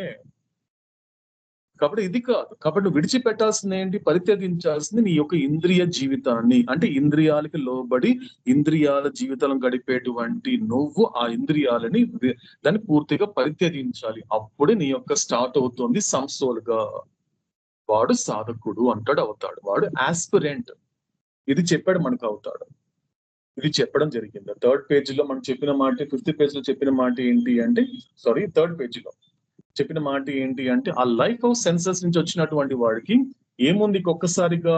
ఇంత ఫస్ట్ లో చెప్పిన మాట ఏంటి, ఆ మోస్ట్ సోల్ ఏం చేస్తాడు, లైఫ్ ఎలా ఉంటుంది, seeing, hearing, smelling, eating, sleeping, clearing the bowls and urinating. అంటే చూడడము, వినడము, ఆ వాసన చూడడము, తినడము, నిద్రించడము, మలమూత్ర విసర్జన చేయడము, అంతే. ఇదంతా దేనికి సంబంధించిన ఎక్స్పీరియన్స్ అంతా కూడా స్థూల ప్రపంచానికి సంబంధించిన ఎక్స్పీరియన్స్ అంతే. దీంట్లో ఏది తగ్గినా అతను ఇబ్బంది పడతాడు. ఏది తగ్గకూడదు, నిద్ర తగ్గకూడదు, ఆహారం తగ్గకూడదు, చూడడం తగ్గకూడదు, టేస్ట్ తగ్గకూడదు, ఎక్కడ తగ్గితే ఇబ్బంది వచ్చేస్తుంది తనకి. కానీ ఎప్పుడైతే సాధకుడు స్టార్ట్ అయిన తర్వాత ఎంత ఫిల్టర్ అయిపోయింది చూడండి. అక్కడ అవుతాడు చెప్పిన మాట అంటే, లైఫ్ ఆఫ్ స్పిరిట్ కోసము నువ్వు నీ యొక్క లైఫ్ ఆఫ్ సెన్సెస్ ను రెనౌన్సియేషన్ చేయాలి, ఆ పరిత్యజించాలి. దేనికోసము? నీ ఆత్మ యొక్క జీవితం కోసం ఈ ఇంద్రియమైనటువంటి జీవితాన్ని పరిత్యజించినప్పుడు ఏమనిపిస్తోంది, ఒక్కసారిగా ఎంత ఫిల్టర్ అయిపోయిందో చూడండి. ఒక్కసారిగా అన్నిటి నుండి 3టిగా ఫిల్టర్ అయింది. ఏం జరిగింది, ఒక సంసోల్కి వచ్చేసరికి ఎలా ఉంది, చూడడము, వాసన చూడడము, ఆలకించడమే. ఇదంతా దేనికి సంబంధించింది క్లియర్ గా చెప్పాడు అవుతాడు. ఏం చెప్తున్నాడు, ఇవన్నీ కూడా ఇది దేనికి సంబంధించింది? సూక్ష్మ ప్రపంచానికి సంబంధించింది. కాబట్టి సూక్ష్మ ప్రపంచాన్ని అనుభవించేటువంటి ఆ సంసోల్ కి తన శరీరం అంటే గ్రాస్ బాడీ యొక్క కాన్షియస్ తనకు ఉండదని అర్థం అండి. తనకి ఆ యొక్క కాన్షియస్నెస్ ఉండదు అతనికి. అందుకే ఏమవుతోంది, అతనికి నిద్ర లేకపోయినా లేకపోతే ఆహారం లేకపోయినా అతను సస్టైన్ కాగలుగుతున్నాడు అంటే కారణం ఏంటి? క్లియర్ గా స్పష్టంగా చాలా క్లియర్ గా చెప్పాడు అవుతాడు. ఏం చెప్తున్నాడు మనకి స్పష్టంగా అంటే అతడికి ఏది పైన చెప్పినటువంటి ఏమి లేకపోయినా అంటే అతను చూసేది మాత్రం ఖచ్చితంగా ఈ స్థూల ప్రపంచాన్ని కాదు, సూక్ష్మ ప్రపంచాన్ని. సో అతను వాసన చూసేది ఖచ్చితంగా స్థూల ప్రపంచానికి సంబంధించింది కాదు, సూక్ష్మ ప్రపంచానికి. అతను ఆలకించేటువంటిది ఏదైతే ఉందో అది చూసేటువంటిది ఇక్కడ స్థూల ప్రపంచానికి సంబంధించింది కాదు, సూక్ష్మ ప్రపంచానికి. ఇస్ ద బెస్ట్ రెఫరెన్స్ ఏంటంటే ఒక్కసారి డివైన్ థీమ్ ఒక బైరమంగలో మనకి ఇచ్చినటువంటి ఆ మ్యూరల్స్ ని ఒక్కసారి మీరు పరిశీలిస్తే తెలిసిపోతుంది. దాంట్లో చాలా స్పష్టంగా మనకి అవతార్ మెహర్ బాబా మనకి ఆ డివైన్ థీమ్ మ్యూరల్స్ ద్వారా చాలా స్పష్టంగా చెప్పడం జరిగింది. అంటే ఏం జరిగింది, ఆ యొక్క రీఇన్కార్నేషన్ అయిన తర్వాత ఆ టర్నింగ్ పాయింట్ అయిన తర్వాత ఫస్ట్ ప్లేన్ లో ఉన్న వ్యక్తి ఎలా ఉంటాడో ఒక విజువల్ గా మనకి అవతారుడు మన బైరమంగల్ ద్వారా మనకి అందించాడు, సూఫిజం ద్వారా మనకి బైరమంగల్కి అందించాడు. ఆ ఫస్ట్ ప్లేన్ లో ఎలా ఉంటుంది అంటే అక్కడ మీరు చూస్తే కొంతమంది కొన్ని విషయాలు చూస్తూ ఉంటారు, కొంతమంది వింటూ ఉంటారు, కొన్ని వాసన చూస్తుంటారు. గార్డెన్ లో కూర్చొని ఒక లేడీ వాసన చూస్తూ ఉంటుంది. So that is the best reference. ఇప్పుడు అవతార్ చెప్పినటువంటి ప్రతి మాటకి మనం కనెక్ట్ చేసుకునే ప్రయత్నం చేస్తే క్లియర్ గా మనకు అర్థమవుతుంది ఆ డివైన్ థీమ్ మ్యూరల్స్ వల్ల. కాబట్టి ఈ విధంగా ఆ లైఫ్ ఆఫ్ స్పిరిట్ అనేది కూడా సమ్ సోల్ స్టార్ట్ చేశాడు. బట్ దట్స్ నాట్ అదే ఇంపార్టెంట్ కాదు, అదే డెస్టినేషన్ కాదు. ప్రాబ్లం ఏంటి అంటే నువ్వు గమ్యం చేరడానికి మార్గం మొదలు పెట్టావు. మళ్ళీ ఇంకోసారి రిపీట్ చేసుకుందాం. ఏం రిపీట్ చేసుకుంటాం? మార్గం ఎందుకు మొదలు పెట్టావు? గమ్యం చేరడానికే కదా. కానీ నువ్వేం చేస్తున్నావు? మార్గం అనేది మొదలు పెట్టిన తర్వాత దానిని ఒక స్థాయికి వచ్చేసరికి ఏదో కొన్ని టెంప్టేషన్స్ కానీ లేకపోతే అట్రాక్షన్స్ కానీ లేకపోతే నువ్వు సంపాదించుకున్నటువంటి ఆ పవర్స్ కానీ అవంతా ఏం చేస్తుందంటే నిన్ను ఒక విధమైనటువంటి టెంప్ట్ చేస్తూ వస్తుంది. ఇంతవరకు నువ్వు ఏదైతే తీరని కోరికలు ఏదైతే ఉన్నాయో ఇప్పుడు నీకు అవకాశం ఉంది. నువ్వు ఈ యొక్క హైయెస్ట్ ప్లేన్ లో నువ్వు ఫోర్త్ ప్లేన్ లో మహాయోగివి. ఇప్పుడు నువ్వేమనుకున్నా సాధించవచ్చు. ఇప్పుడు ఒక్కసారిగా స్వర్గానికి వెళ్ళిపోవచ్చు, ఒక్కసారి నరకానికి వెళ్ళిపోవచ్చు, చచ్చిపోయిన వాడిని బతికించవచ్చు, కదిలేటువంటి రైలుని ఆపచ్చు, మొత్తం ప్రకృతిని కూడా మొత్తం కంట్రోల్ చేయొచ్చు. కాబట్టి ఇంక మీద నువ్వే భగవంతుడు అనేటువంటి సంస్కారాలు ఏదైతే ఉన్నాయో అక్కడ నేను కట్టడి చేసేస్తుంది, అందరితో ఆపేస్తాడు. ప్రాబ్లం ఏంటి అంటే వాడు కంటిన్యూషన్ ఉండదండి. ఎక్కడ మనకి సంసోల్ చాలా వరకు ఉండదు. కానీ కంటిన్యూ చేసిన వాడు మాత్రమే ఫ్యూసోల్కి వస్తాడు. కానీ ఫ్యూసోల్ అనే గొప్పతనం ఏంటి అంటే అతనికి తెలుసు. అంటే ఆ ఫ్యూసోల్ అంటే ఎవరు? 5వ భూమికలో ఉన్న మహాపురుషుడు, 6వ భూమికలో ఉన్న సత్పురుషుడు according to chart number 5 the journey. వీళ్ళిద్దరికి తెలుస్తుంది. వీళ్ళిద్దరికి మాత్రం ఏం తెలుస్తుంది? ఇంకా నేను గమ్యానికి చేరలేదు, still I should always be careful. ఆ ఏబిసిని గుర్తుంచుకున్న వాడే 5వ భూమికలోకి వెళ్తాడు. ఆల్వేస్ బీ కేర్ఫుల్ అంటే నేను మహాపురుషుడు అయినప్పటికీ కూడా నేను ఇంకా భగవత్ సాక్షాత్కారం కలగలేదు, నేను ఇంకా భగవంతుడు అవ్వలేదు. ఎందుకు వచ్చాను నేను ఇక్కడికి? కానీ ఇక్కడ ఏమవుతోంది? కానీ ఇక్కడ సమ్కి ఫ్యూకున్న గొప్ప డిఫరెన్స్ ఏంటి అంటే సమ్ సోల్కి వచ్చేసరికి మాత్రం ఈ టెంప్టేషన్ కి కానీ అట్రాక్ట్ అయిపోయినప్పుడు వెంటనే స్పిరిచువల్ గా డౌన్ఫాల్ అయిపోతాడు, పతనం అయిపోతాడు. కానీ ఇల్లు మైండ్ సోల్ ఎప్పుడైతే ఫ్యూ సోల్ అనేటువంటి వాడికి మాత్రము స్పిరిచువల్ గా డౌన్ఫాల్ అనేది ఉండదు. ఈ సేఫ్ అంతే, స్పిరిచువల్లీ సేఫ్ అయిపోయాడు అతను. ఇంకా పడిపోవడము లేకపోతే ఇది కింద పడిపోవడం ఏం జరగదు. కాబట్టి ఆ ఫ్యూ సోల్ అందుకే అవుతాడు చెప్పాడు ఐఎమ్ ఫర్ ఫ్యూ. అలాంటి వాళ్ళ కోసం వచ్చా నేను. అలాంటి వాళ్ళే నన్ను గుర్తించగలుగుతారు, అలాంటి వాళ్ళే నన్ను ఎరుగుదురు. ఇంతకుముందు అన్నమయ్య చెప్పినట్లు వాళ్ళకి తరమే, వాళ్ళు ఖచ్చితంగా మెహర్ బాబా అంటే ఎవరో వాళ్ళకే తెలుస్తుంది స్పష్టంగా. కాబట్టి ఇది చెప్తున్నాడు అవుతాడు. కాబట్టి చెబుతూ ఒక్కదాన్ని కనెక్ట్ చేసుకుంటూ ఆ తర్వాత మనకి ఆ కాన్షియస్నెస్ ఆఫ్ బాడీ అంటే బాడీకి కాన్షియస్ అయినప్పుడు కూడా ఎలా ఉంటుంది, ఒక బాడీ కాన్షియస్ అయినప్పుడు మిగతా బాడీస్ యొక్క కాన్షియస్ ఎలా ఉండదు అనే విషయాన్ని కూడా నెక్స్ట్ పేరాలో మనకి అవుతాడు చెప్పడం జరిగింది. సేమ్ పేజ్ అంటే 3rd పేజీలో.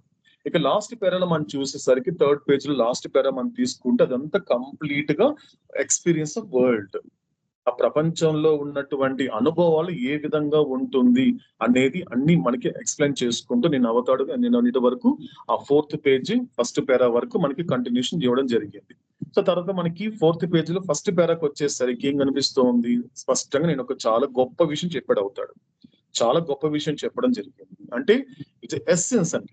అంటే ఈ యొక్క 3 పేజెస్ ఒక ఎస్సెన్స్. ఇంతవరకు నేను ఇంత మాట్లాడాను కదా, వీటన్నిటికీ అర్థం ఏంటి అంటే ఏంటనేది అప్పుడు అవతారుడు ఒక స్పష్టంగా ఒక ఎస్సెన్స్ ఇచ్చాడు. What is the essence of the 3 pages?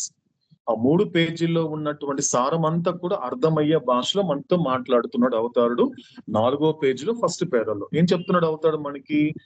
ఇంతవరకు చెప్పిన దానికి అర్థం ఏమిటంటే అంటే ఈ యొక్క ప్రక్రియ ఏం ప్రక్రియ అది? నువ్వు నీ యొక్క ఆత్మ యొక్క ఎరుక మరియు పరమాత్మ యొక్క అనుభవం కలగాలి అంటే ఏం చెయ్యాలి? నువ్వు ఒక ఆత్మగా ఈ యొక్క ఆ ఎరుకని, అంటే స్థూల సూక్ష్మ మానసిక శరీరాల యొక్క ఎరుకని నువ్వు కోల్పోవాలి. నేను అదే తెలుసుకున్నాను నేను మనంతా. సో మనకి ఈ రోజు ద్వారా కూడా కొంచెం మనకి రెఫరెన్స్ కూడా ఇవ్వడం జరిగింది. ఏం చెప్పాడు మనకి అవుతాడు కూడా? ఏం చెప్పాడు మనకి అక్కడ? లూజ్ అంటే నువ్వు కోల్పోవడమే లాభము. నిజానికి పొందడం లాభం అండి. కరెక్ట్ గా చెప్పాలి అంటే మామూలు భాషలో మాట్లాడుకోవాలంటే ఏదైనా పొందితేనే ఒక 10 రూపాయలు ఉంటే ఇంకో 10 రూపాయలు వస్తే లాభము. కానీ 10 రూపాయలు 5 రూపాయలు పోయింది అనుకోండి, కానీ అవుతాడు ఏం చెప్తున్నాడు? అది కూడా లాభం రా అంటున్నాడు. అది కూడా లాభమే. ఎందుకంటే స్పిరిచువాలిటీ అంటే ఒక రెవల్యూషన్ స్టేట్మెంట్ అండి. దీన్ని కాస్త శ్రద్ధతో ఆలకించాల్సిన విషయం. ఇది ఒక రెవల్యూషన్ స్టేట్మెంట్. ఇది అందరికి అర్థం కాని విషయం అండి. చాలా తక్కువ మందికి అర్థమయ్యే విషయం. ఆధ్యాత్మికత అంటేనే అతనికి ఉన్నటువంటి ల్యాక్ ఆఫ్ అవేర్నెస్ వల్ల అనుకుంటున్నాడు, అవగాహన లేకపోవడం వల్ల అనుకుంటున్నాడు. ఆధ్యాత్మికత అంటే ఏంటి? పొందడము. ఆధ్యాత్మికత అంటే ఏంటి? ఉన్నదాన్ని కాపాడుకోవడము, లేని దాన్ని పొందడము, ఉన్నదాన్ని కాపాడుకోవడము. ఇదే ఆధ్యాత్మికత. దీనికోసం నేను దేవుడి దగ్గరికి వెళ్తాను, దీనికోసం నేను గుడికి వెళ్తాను తప్ప ఇది లేకపోతే నేను ఇంకెక్కడికి వెళ్ళనండి. నాకెందుకండి ఆ దేవుడు? ఇలా ఉంటుంది. ఇది కాదు ఆధ్యాత్మికత అంటే. ఆధ్యాత్మికతని అర్థం చేసుకున్నవాడు ఎలా అర్థమవుతుంది అంటే అతను నమ్ముతాడు దీన్ని. లూజ్ అని దాన్ని నమ్ముతాడు, కోల్పోవడమే. ఇప్పుడు అవతాడు చెప్పేంత వరకు కాదు కదండి. నేను క్వశ్చన్ అడిగినప్పుడు ఎందుకు అంత కన్ఫ్యూజ్ అవుతున్నావు ఈరోజు? నువ్వు ప్రపంచానికి నేను ఎలా ప్రశ్నించాలో తెలియనటువంటి పరిస్థితిలో ప్రపంచం ఉంది. దానికి ఎలా ప్రశ్నించడమే తెలియదు. అందుకే దానికి బ్యాడ్ క్వశ్చన్ అన్నాడు అవుతాడు. బ్యాడ్ క్వశ్చన్ అది. వాళ్ళు అడగాల్సిన ప్రశ్న అది కాదు. పాపం వాళ్ళకే తెలియదు, పాపం ఏం అడగాలో వాళ్ళకి తెలియటం లేదు. కాబట్టి వాళ్ళు ఎలాగైతే మిగతా వాళ్ళని అడుగుతున్నారో అలా నిన్ను అడిగారు. మిగతా పక్కింటి వాళ్ళని అడిగినట్టు, ఎదురింటి వాళ్ళు అడిగినట్లు ఆ ప్రశ్న అనేది వాళ్ళకి తెలియదు కాబట్టి, వాళ్ళు అడిగే ప్రశ్న అనేది వాళ్ళకి తెలియదు కాబట్టి, నువ్వు ఆ ప్రాసెస్ లో నువ్వు ఉన్నావు కాబట్టి, నువ్వు కనబడ్డావు కాబట్టి, నీతో పరిచయం ఏర్పడింది కాబట్టి అదే ప్రశ్న అడిగారు. కాబట్టి ప్రాబ్లం వచ్చి నువ్వు వాళ్ళకి చెప్పకపోవడం ప్రాబ్లం కాదు ఈరోజు, వాళ్ళు అడగడమే పొరపాటు. అదే రాంగ్ క్వశ్చన్ అన్నాడు. కాబట్టి ఎంత పోగొట్టుకోవాలి, ఎంతకాలం ఉన్న తర్వాత ఇది ఎవరికి ఇవ్వాలండి? ఈ క్షణం కూడా ఎవరికి వాళ్ళు ప్రశ్నించుకోవాలి. ఖచ్చితంగా ఏదో ఈ మనసు కావచ్చు, సంస్కారాలు అనేది కూడా ఏదో టైంలో ప్రశ్నించుంటుందండి. 100% ప్రశ్నించుంటుందండి.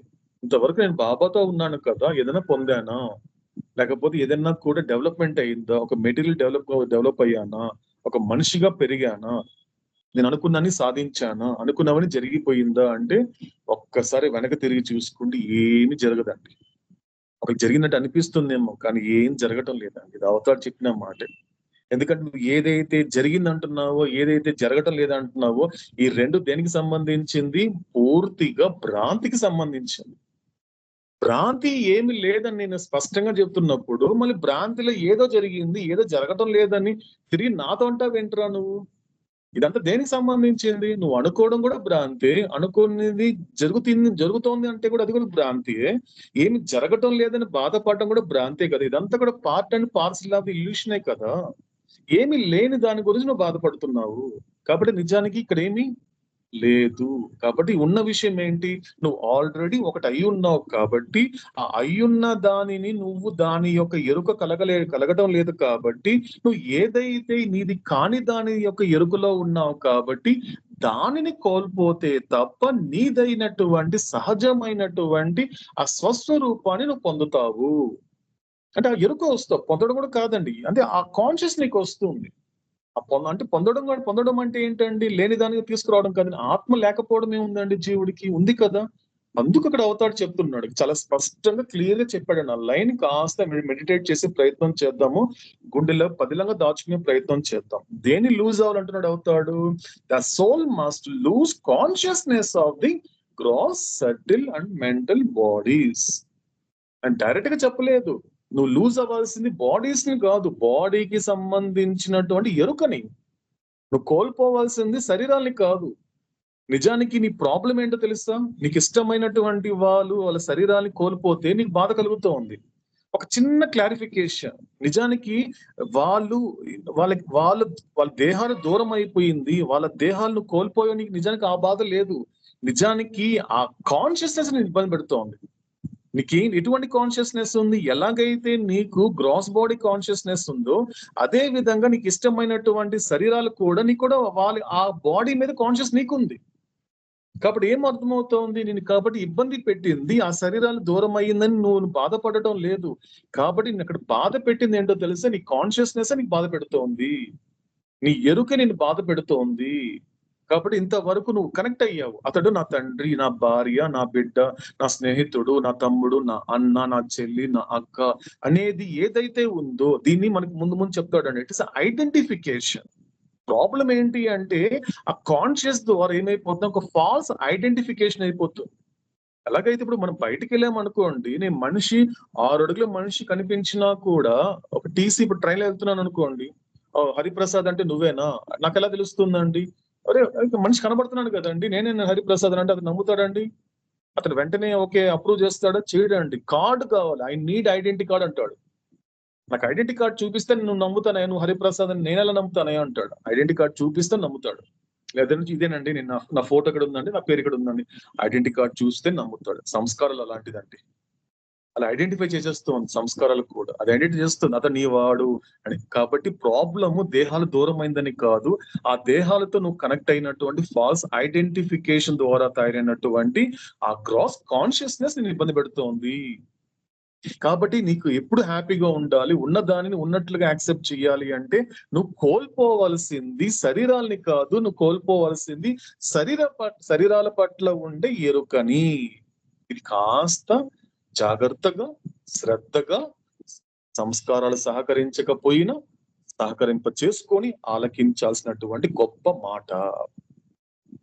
కాబట్టి నీ అటాచ్మెంట్ ఎక్కడ ఉంది అంటే కేవలం శరీరాల మీద నీకు లేదు. గుర్తుపెట్టుకో, నీకు కాన్షియస్నెస్ ఉంది, నాతో అతను ఉంటాడు, అది ఉంటుంది, ఆ వస్తువు ఉంటుంది, ఈ పరిస్థితులు ఉంటాయి అనేది. అందుకు అవుతాడు స్పష్టంగా చెప్పాడు. నువ్వు దాన్ని కోల్పోవాలి, ఎందుకంటే కోల్పోతేనే.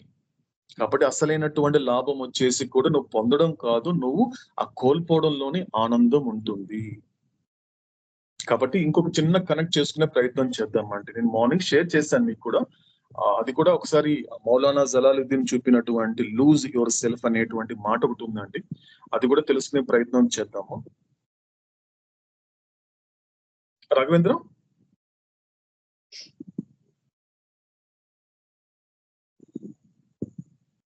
ఓకే.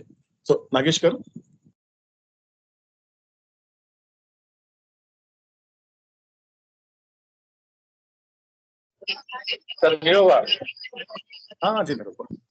అందుబాటులో ఉన్నారా? డిస్టర్బెన్స్ సార్ బస్ లోనా? Okay, it's okay, no problem. Okay, next మనకి ఆంజనేయులు. జై బాబా అన్నయ్య. అజయ్ మేరవ్వ, ఈవినింగ్ నేను షేర్ చేశాను, ఒక డాక్యుమెంట్ షేర్ చేశాను చూడండి, ఒక పీడిఎఫ్ ఫైల్. అవునన్నయ్య, కోల్పోవడం. అది ఒకసారి తెలుగులో చదవండి, రూమి చెప్పిన మాట. ఓకే, అది వాట్సాప్ లో ఉంది. వాట్సాప్ లో చూడండి. ఓకే, తెలుగు చదవండి, పర్లేదు.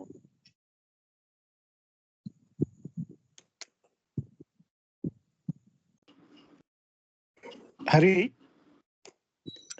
నాగేష్ గారు. జై బాబా హరి. జై మేరవ్వ.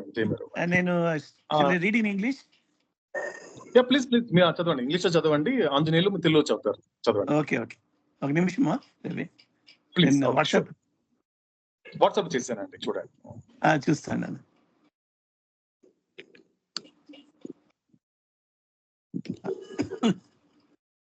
లూజ్ యువర్ సెల్ఫ్,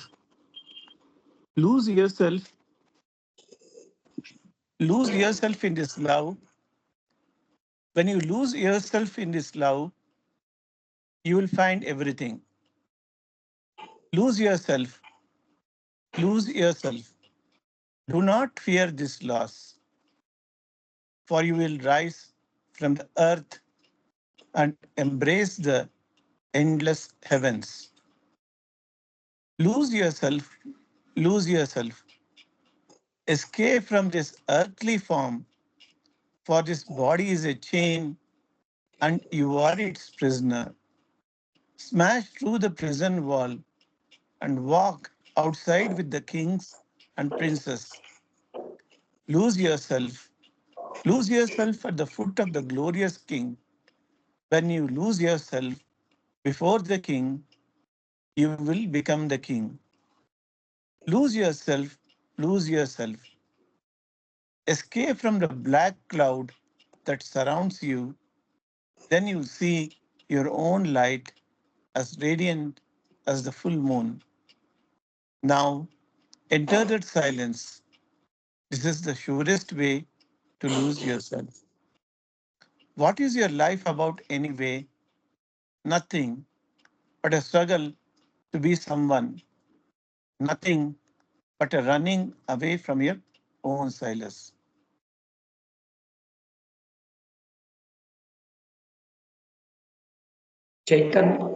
చైతన్య స్థితులు. నిన్ను నువ్వు కోల్పోవాలి. మౌలానా జలాలుద్దీన్ రూమి. నిన్ను నువ్వు కోల్పోవాలి, నిన్ను నువ్వు ఈ ప్రేమలో కోల్పోవాలి. ఎప్పుడైతే నిన్ను నువ్వు ఈ ప్రేమలో కోల్పోయినప్పుడు నువ్వు సమస్తమును కనుగొంటావు. నిన్ను నువ్వు కోల్పోవాలి, నిన్ను నువ్వు కోల్పోవాలి. ఈ కోల్పోవడం గురించి భయపడకు. ఎందుకంటే నిన్ను నువ్వు కోల్పోవడం వలన ఈ స్థూల ప్రపంచము నుండి ఎదిగి అంతులేని స్వర్గములను ఆలింగనం చేసుకుంటావు. నిన్ను నువ్వు కోల్పోవాలి, నిన్ను నువ్వు కోల్పోవాలి. ఈ స్థూల రూపము నుండి తప్పించుకోవాలి. ఎందుకంటే ఈ శరీరం అనేది ఒక గొలుసు వంటిది, మరియు నువ్వు ఆ గొలుసు చేత బంధింపబడిన ఒక ఖైదీవి. ఆ జైలు గోడను బద్దలు కొట్టి రాజులతో మరియు రాజకుమారులతో కలిసి బయటకు నడుచుకుంటూ రా. నిన్ను నువ్వు కోల్పోవాలి. మహిమాన్వితమైన మహారాజు పాదాల వద్ద నిన్ను నువ్వు కోల్పోవాలి. ఎప్పుడైతే నిన్ను నువ్వు మహారాజు ముందు కోల్పోతావో అప్పుడు నువ్వే మహారాజు అవుతావు. నిన్ను నువ్వు కోల్పోవాలి, నిన్ను నువ్వు కోల్పోవాలి. నీ చుట్టూ ఆవరించి ఉండే నల్లని మబ్బుల నుండి నువ్వు తప్పించుకోవాలి. అప్పుడు నువ్వు నీ వ్యక్తిగత కాంతిని పౌర్ణమి వలె ప్రకాశవంతంగా దర్శనమిస్తావు. ఇప్పుడు నువ్వు ఆ మౌనంలోనికి ప్రవేశించు. నిన్ను నువ్వు కోల్పోవడానికి ఇదే ఖచ్చితమైన మార్గం. ఏది ఏమైనా నీ జీవితం అనేది దేనికి సంబంధించినది? మరొకరిలా ఉండాలనే పోరాటమే తప్ప మరేదీ లేదు. మరియు నీ వ్యక్తిగత మౌనం నుండి ఆగిపోవడం తప్ప మరేదీ లేదు. శాశ్వత ప్రీతం అవతార్ మెహర్ బాబాకి జై. సో ఇది మనకి అవతాడు చెప్పినటువంటి you must lose consciousness of gross subtle mental bodies కి జస్ట్ కనెక్టింగ్ అయినటువంటి మౌలానా జలాలుద్దీన్ రూమి చెప్పినటువంటి మాట. అంటే ఎక్కడ కోల్పోవాలి? ఇది చాలా స్పష్టంగా చెప్తున్నాడు మనకి రూమి. ఏంటి ఇక్కడ ఎక్కడ కోల్పోవాలి అంటే ఈ ప్రేమలో కోల్పోవాలి. ఈ ప్రేమ అంటే ఏంటి? ఇప్పుడు మనతో మాట్లాడేటువంటి ఈ అవతారుడి ప్రేమ అంటే ఒక డివైన్ లవ్, నేను చెప్పేటువంటి ఒక ఆదుకునే ప్రేమలో నువ్వు ఇలా కోల్పోగలగాలి. ఏం జరుగుతోంది అంటే కోల్పోతే నష్టపోతున్నావు అనుకుంటున్నావేమో కదా. నిజానికి నువ్వే నష్టపోవటం లేదు. ఎందుకంటే నువ్వు ఏదైతే అనుకుంటున్నావో అదంతా శూన్యము. ఒక్కటే విషయం అర్థం కావాలి. ఇక్కడ క్లియర్ ఏం చెప్తున్నాడు మనకి ఫస్ట్ లైన్ లో మనకి రూమి ఏం చెప్తున్నాడంటే ఎప్పుడైతే అంటే నీ ప్రాబ్లం ఏంటి? ఏదైనా కోల్పోతే నువ్వు ఎందుకు భయపడుతున్నావు, ఎందుకు బాధపడుతున్నావు అంటే నీకు ఏదైనా నష్టం వస్తుందని. నువ్వు నీ భయం అంతా దేనికి? ఈ కోల్పోతే నష్టపోతాను. కానీ అక్కడ రూమి ఏం చెప్తున్నాడు, ఇక్కడ అవతాడు ఏం చెప్తున్నాడు అంటే నిజానికి నువ్వు అక్కడ కోల్పోయింది ఏంటి? నథింగ్ ని కోల్పోయావు. ఇక్కడ కొద్దిగా కాస్త శ్రద్ధ పెట్టి ఆలకించే ప్రయత్నం చేద్దాం. రూమి చెప్పేటువంటి అత్యద్భుతమైనటువంటి ఒక సూక్ష్మమైనటువంటి మాటలు. అంటే ఇక్కడ ఏం చెప్తున్నాడు? ఎప్పుడైతే అంటే ఈ ప్రేమలో ఎటువంటి ప్రేమ ఇది? ఇది పరమాత్మ యొక్క ప్రేమ, ఇది అనంత చైతన్య యొక్క ప్రేమ, ఇది అవతార పురుషుడైనటువంటి ఆదుకునే ప్రేమ. ఎందుకంటే దట్ లవ్ అని చెప్పలేదు అక్కడ. రూమి చెప్పింది దిస్ లవ్ అని చెప్తున్నాడు. దిస్ అంటే ఏంటి? సో మనందరం ముందు కూర్చున్నట్టు మనతో పాటు కూర్చున్న రూమి చెప్తున్న మాట దిస్ లవ్, ఈయన ప్రేమ. దట్ లవ్ అంటే దట్స్ డిఫరెంట్. అది హ్యూమన్ లవ్. అది మామూలుగా కనిపించేటువంటి అనుకునే ప్రేమ కాదు. ఈ ప్రేమ గురించి మాట్లాడుతున్నాడు, ఆదుకునే ప్రేమ గురించి మాట్లాడుతున్నాడు అన్నమాట. ఇక్కడ ఏమవుతోంది, ఎప్పుడైతే ఈ ప్రేమలో కనుక నిన్ను నువ్వు కోల్పోతే, కాబట్టి కోల్పోవడం అనేది ఏం జరుగుతుంది, ఎటువంటి దాన్ని కోల్పోతున్నావు అంటే ఏదైతే ఉందనుకుంటున్నావో, ఏదైతే ఉండిపోతుంది అనుకుంటున్నావో అటువంటి శూన్యాన్ని కోల్పోతావు. ఎప్పుడైతే నువ్వు శూన్యాన్ని కోల్పోయిన తర్వాత నువ్వు దేనిని కనుగొంటావు? నీకు వచ్చే లాభం ఏంటో తెలుసా? నువ్వు ఎటువంటి దాన్ని కనుగొంటావో తెలుసా? నువ్వు సర్వస్వాన్ని కనుగొంటావు. ఎవ్రీథింగ్ వస్తుంది నీకు. You'll find everything. కాబట్టి ఇక్కడ ఫస్ట్ ఈ ప్రేమ, ఇక్కడి ప్రేమలో, ఈ ప్రేమలో నిన్ను నువ్వు ఎలా కోల్పోవాలి అంటే, నిన్ను నువ్వు అంటే ఏంటి? నువ్వు దేనికోసం అయితే ఇంతవరకు తాపత్రయపడుతున్నావో, దేనికోసం అయితే ఇంతవరకు బతుకుతున్నావో, దేని మీద అయితే నీ ఆరాటము, నీ పోరాటాలు ఉన్నాయో అదంతా కూడా ఒక రకంగా చెప్పాలి అంటే, అవతాడ భాషలో చెప్పాలంటే ఇదంతా కూడా ఇల్యూషన్. ఇదంతా కూడా ఇల్యూషన్. కాబట్టి ఇల్యూషన్ కి సంబంధించినటువంటి నథింగ్నెస్ నువ్వు పట్టుకున్నావు. అంటే ఇది ఏమీ లేదని నేను చెప్తున్నప్పుడు నువ్వు అన్ని అక్కడే ఉంది బాబా అంటున్నావు. అందుకే అవుతాడు చాలా స్పష్టంగా చెప్పాడు, my advent is not to destroy illusion. కాబట్టి నేను వచ్చింది ఇల్యూషన్ ని డెస్ట్రాయ్ చేయడానికి కాదు, నేను అవతరించింది దానికోసం కాదు. ఎందుకంటే ఏదైనా నాశనం చేయాలంటే అక్కడ ఏదో ఉండాలి కదా. అక్కడ ఏమీ లేదే, నాకేం కనిపించడం లేదే. నువ్వు చెప్పే సాంసారిక బాధలు, నువ్వు చెప్పేటువంటి ప్రాపంచిక విషయాలు, నిన్ను ఇబ్బంది పెట్టేటువంటి అనేక విషయాలు నువ్వు చాలా స్పష్టంగా నాతో చెప్తున్నావు. అంతే స్పష్టంగా నేను చెప్తున్నా, నాకేం కనిపించడం లేదు అక్కడ. నీకేం కనిపిస్తోంది? అదేం లేదు అక్కడ. నథింగ్. అవతారు పురుషుడి విషయంలో నువ్వు లైఫ్ లో ఎవ్రీథింగ్ అనుకున్నవన్నీ కూడా ఆయన విషయంలో నథింగ్, అవన్నీ కూడా. కాబట్టి అటువంటి నథింగ్ ని కనుక నువ్వు కోల్పోనంత వరకు కూడా సర్వస్వాన్ని నువ్వు కనుగొనలేవు అనే మాటని మనకి రూమి చెప్తున్నాడు యాక్చువల్గా. కాబట్టి ఏమవుతోంది, ఈ కోల్పోవడం గురించి నువ్వు భయపడుతున్నావు. భయపడుతున్నావు కదా, ఎడన కోల్పోతానేమో, ఉన్నది కోల్పోతానేమో, ఉన్న వాళ్ళు దూరం అయిపోతారేమో అని భయపడుతున్నావు కదా.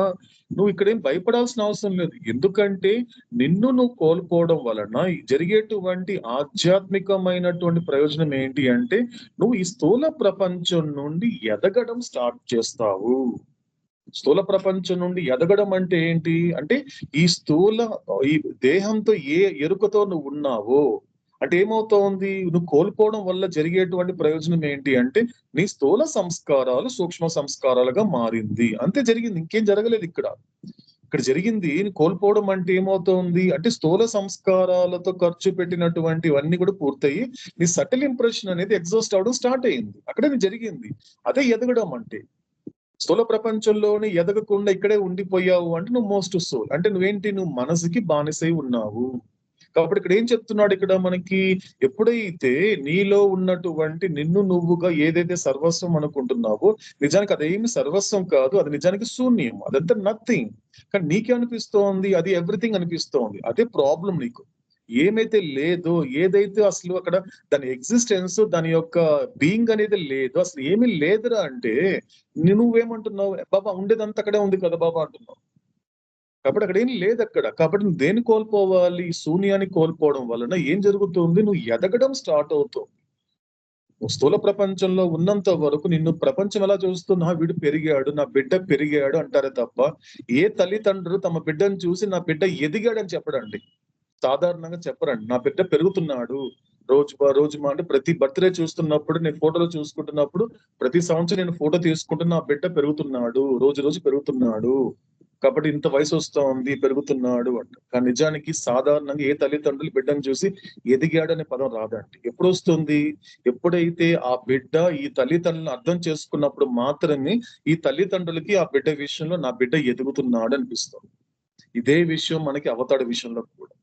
ఇంతవరకు ఎదగకపోవడం వల్ల పెరుగుతున్నాడు అనుకోండి, వాడు జస్ట్ తండ్రి మాట వినని బిడ్డే, కానీ ఎదగాలి. అక్కడ పరమాత్మ అయినటువంటి తండ్రి ఏం కోరుకుంటున్నాడు అంటే, బిడ్డ విషయంలో నా బిడ్డ పెరగడం ఇంపార్టెంట్ కాదు, ఆ శరీరం పెరిగితే 6 అడుగులు 7 అడుగులు పెరిగితే అది కాదు ఇంపార్టెంట్, వాటి ఇంటర్నల్ గా అంతర్గతంగా ఎదగాలి, వాళ్ళ పరిపక్వత కావాలి. ఏ మెచ్యూరిటీ అంటాడు అవుతాడు, they are mature in my love అంటాడు, వాళ్ళంతా నా ప్రేమలో పండిపోయారు అంటాడు అవుతాడు. ఆ మెచ్యూరిటీ రావాలి. ఆ మెచ్యూరిటీ ఎలా వస్తుంది, నీకు 5 ఏళ్ళప్పుడు రావచ్చు, లేకపోతే 50 ఏళ్ళప్పుడు రావచ్చు, లేకపోతే రాకపోను వచ్చు.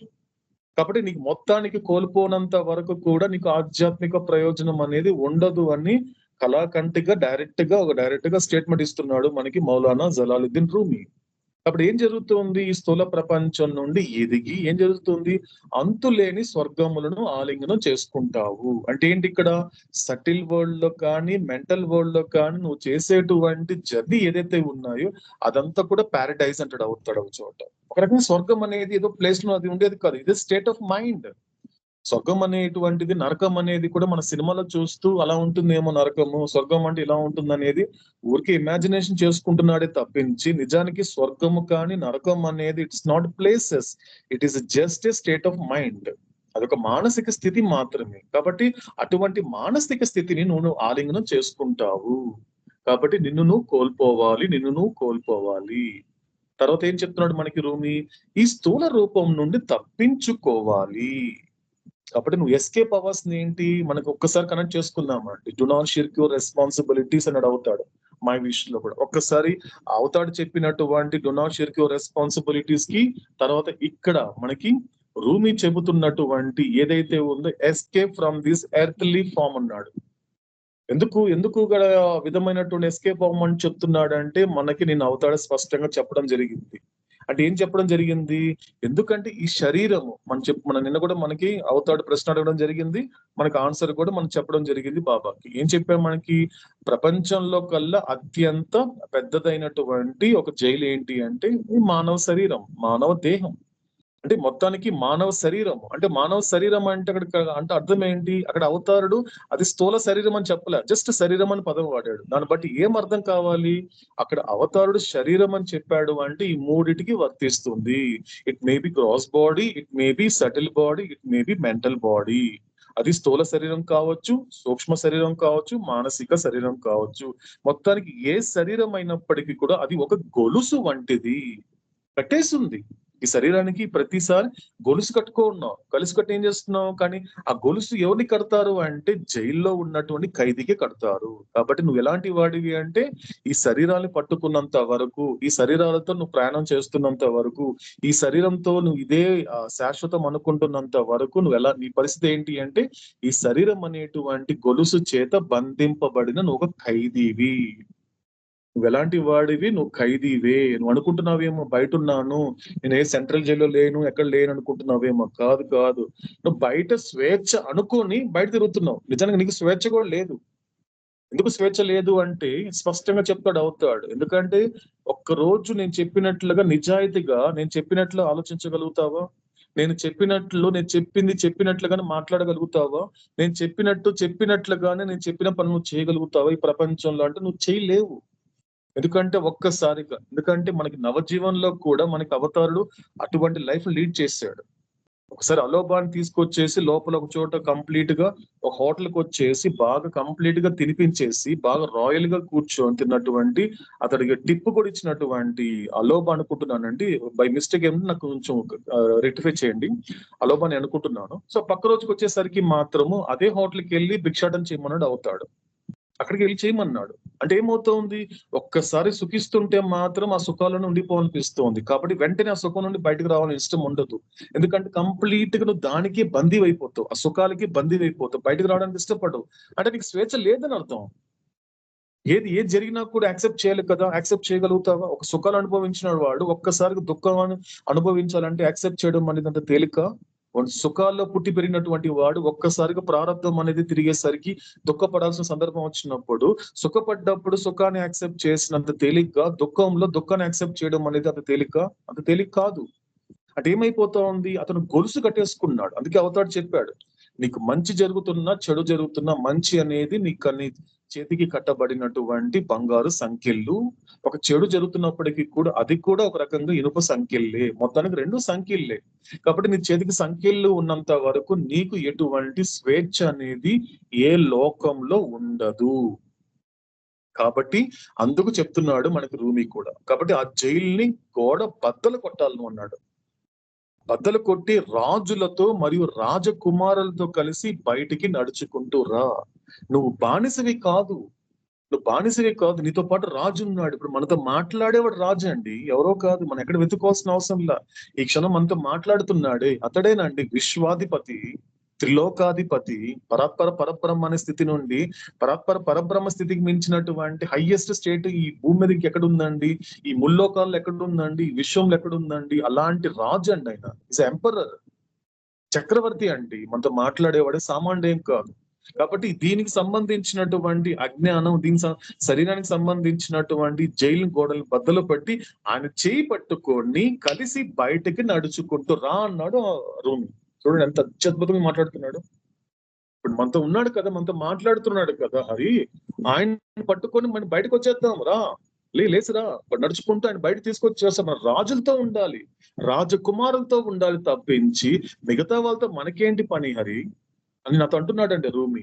కాబట్టి ఆయన చేయి పట్టుకొని ఆయన ఏం చేస్తాడు? ఆయన బద్దలు కొట్టేస్తాడు. బద్దలు కొట్టి ఆయనతో కలిసి బయటికి నడుచుకుంటూ రా అంటున్నాడు మనకి రూమి. కాబట్టి మళ్ళీ కంటిన్యూ చేస్తూ ఏం చెయ్యాలి? ఎక్కడ కోల్పోవాలి? ఒకటేం చెప్పాడు ఇక్కడ మాత్రము, ఎక్కడ కోల్పోవాలి? ఈ ప్రేమలో కోల్పోవాలని చెప్పినటువంటి రూమి ఎవరి సమక్షంలో కోల్పోవాలి కూడా చెప్తున్నాడు. ఎవరి ముందు కోల్పోవాలి? మన కళ్ళ ముందున్న వాడి ముందు కోల్పోవాలండి.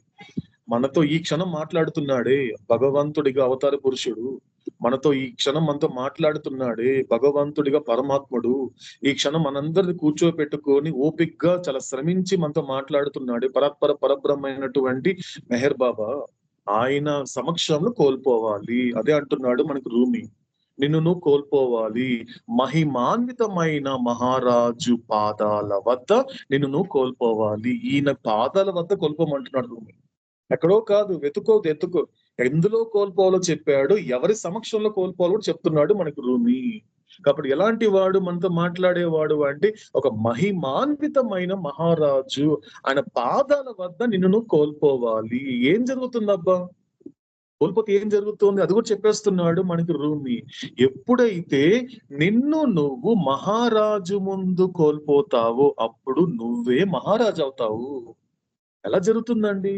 ఒక బానిస యజమానికి ఎన్ని సంవత్సరాల పాటు సేవ చేస్తున్నా కూడా, ఎంత బానిసలా పడున్నా కూడా, ఎన్ని జన్మలెత్తినా కూడా ఆ దొరలాగే ఉంటాడు. ఆ దొర పనిచేసేటువంటి బానిసలాగే ఉంటాడు. ఇది మన ప్రపంచంలో చూసేటువంటి సన్నివేశం.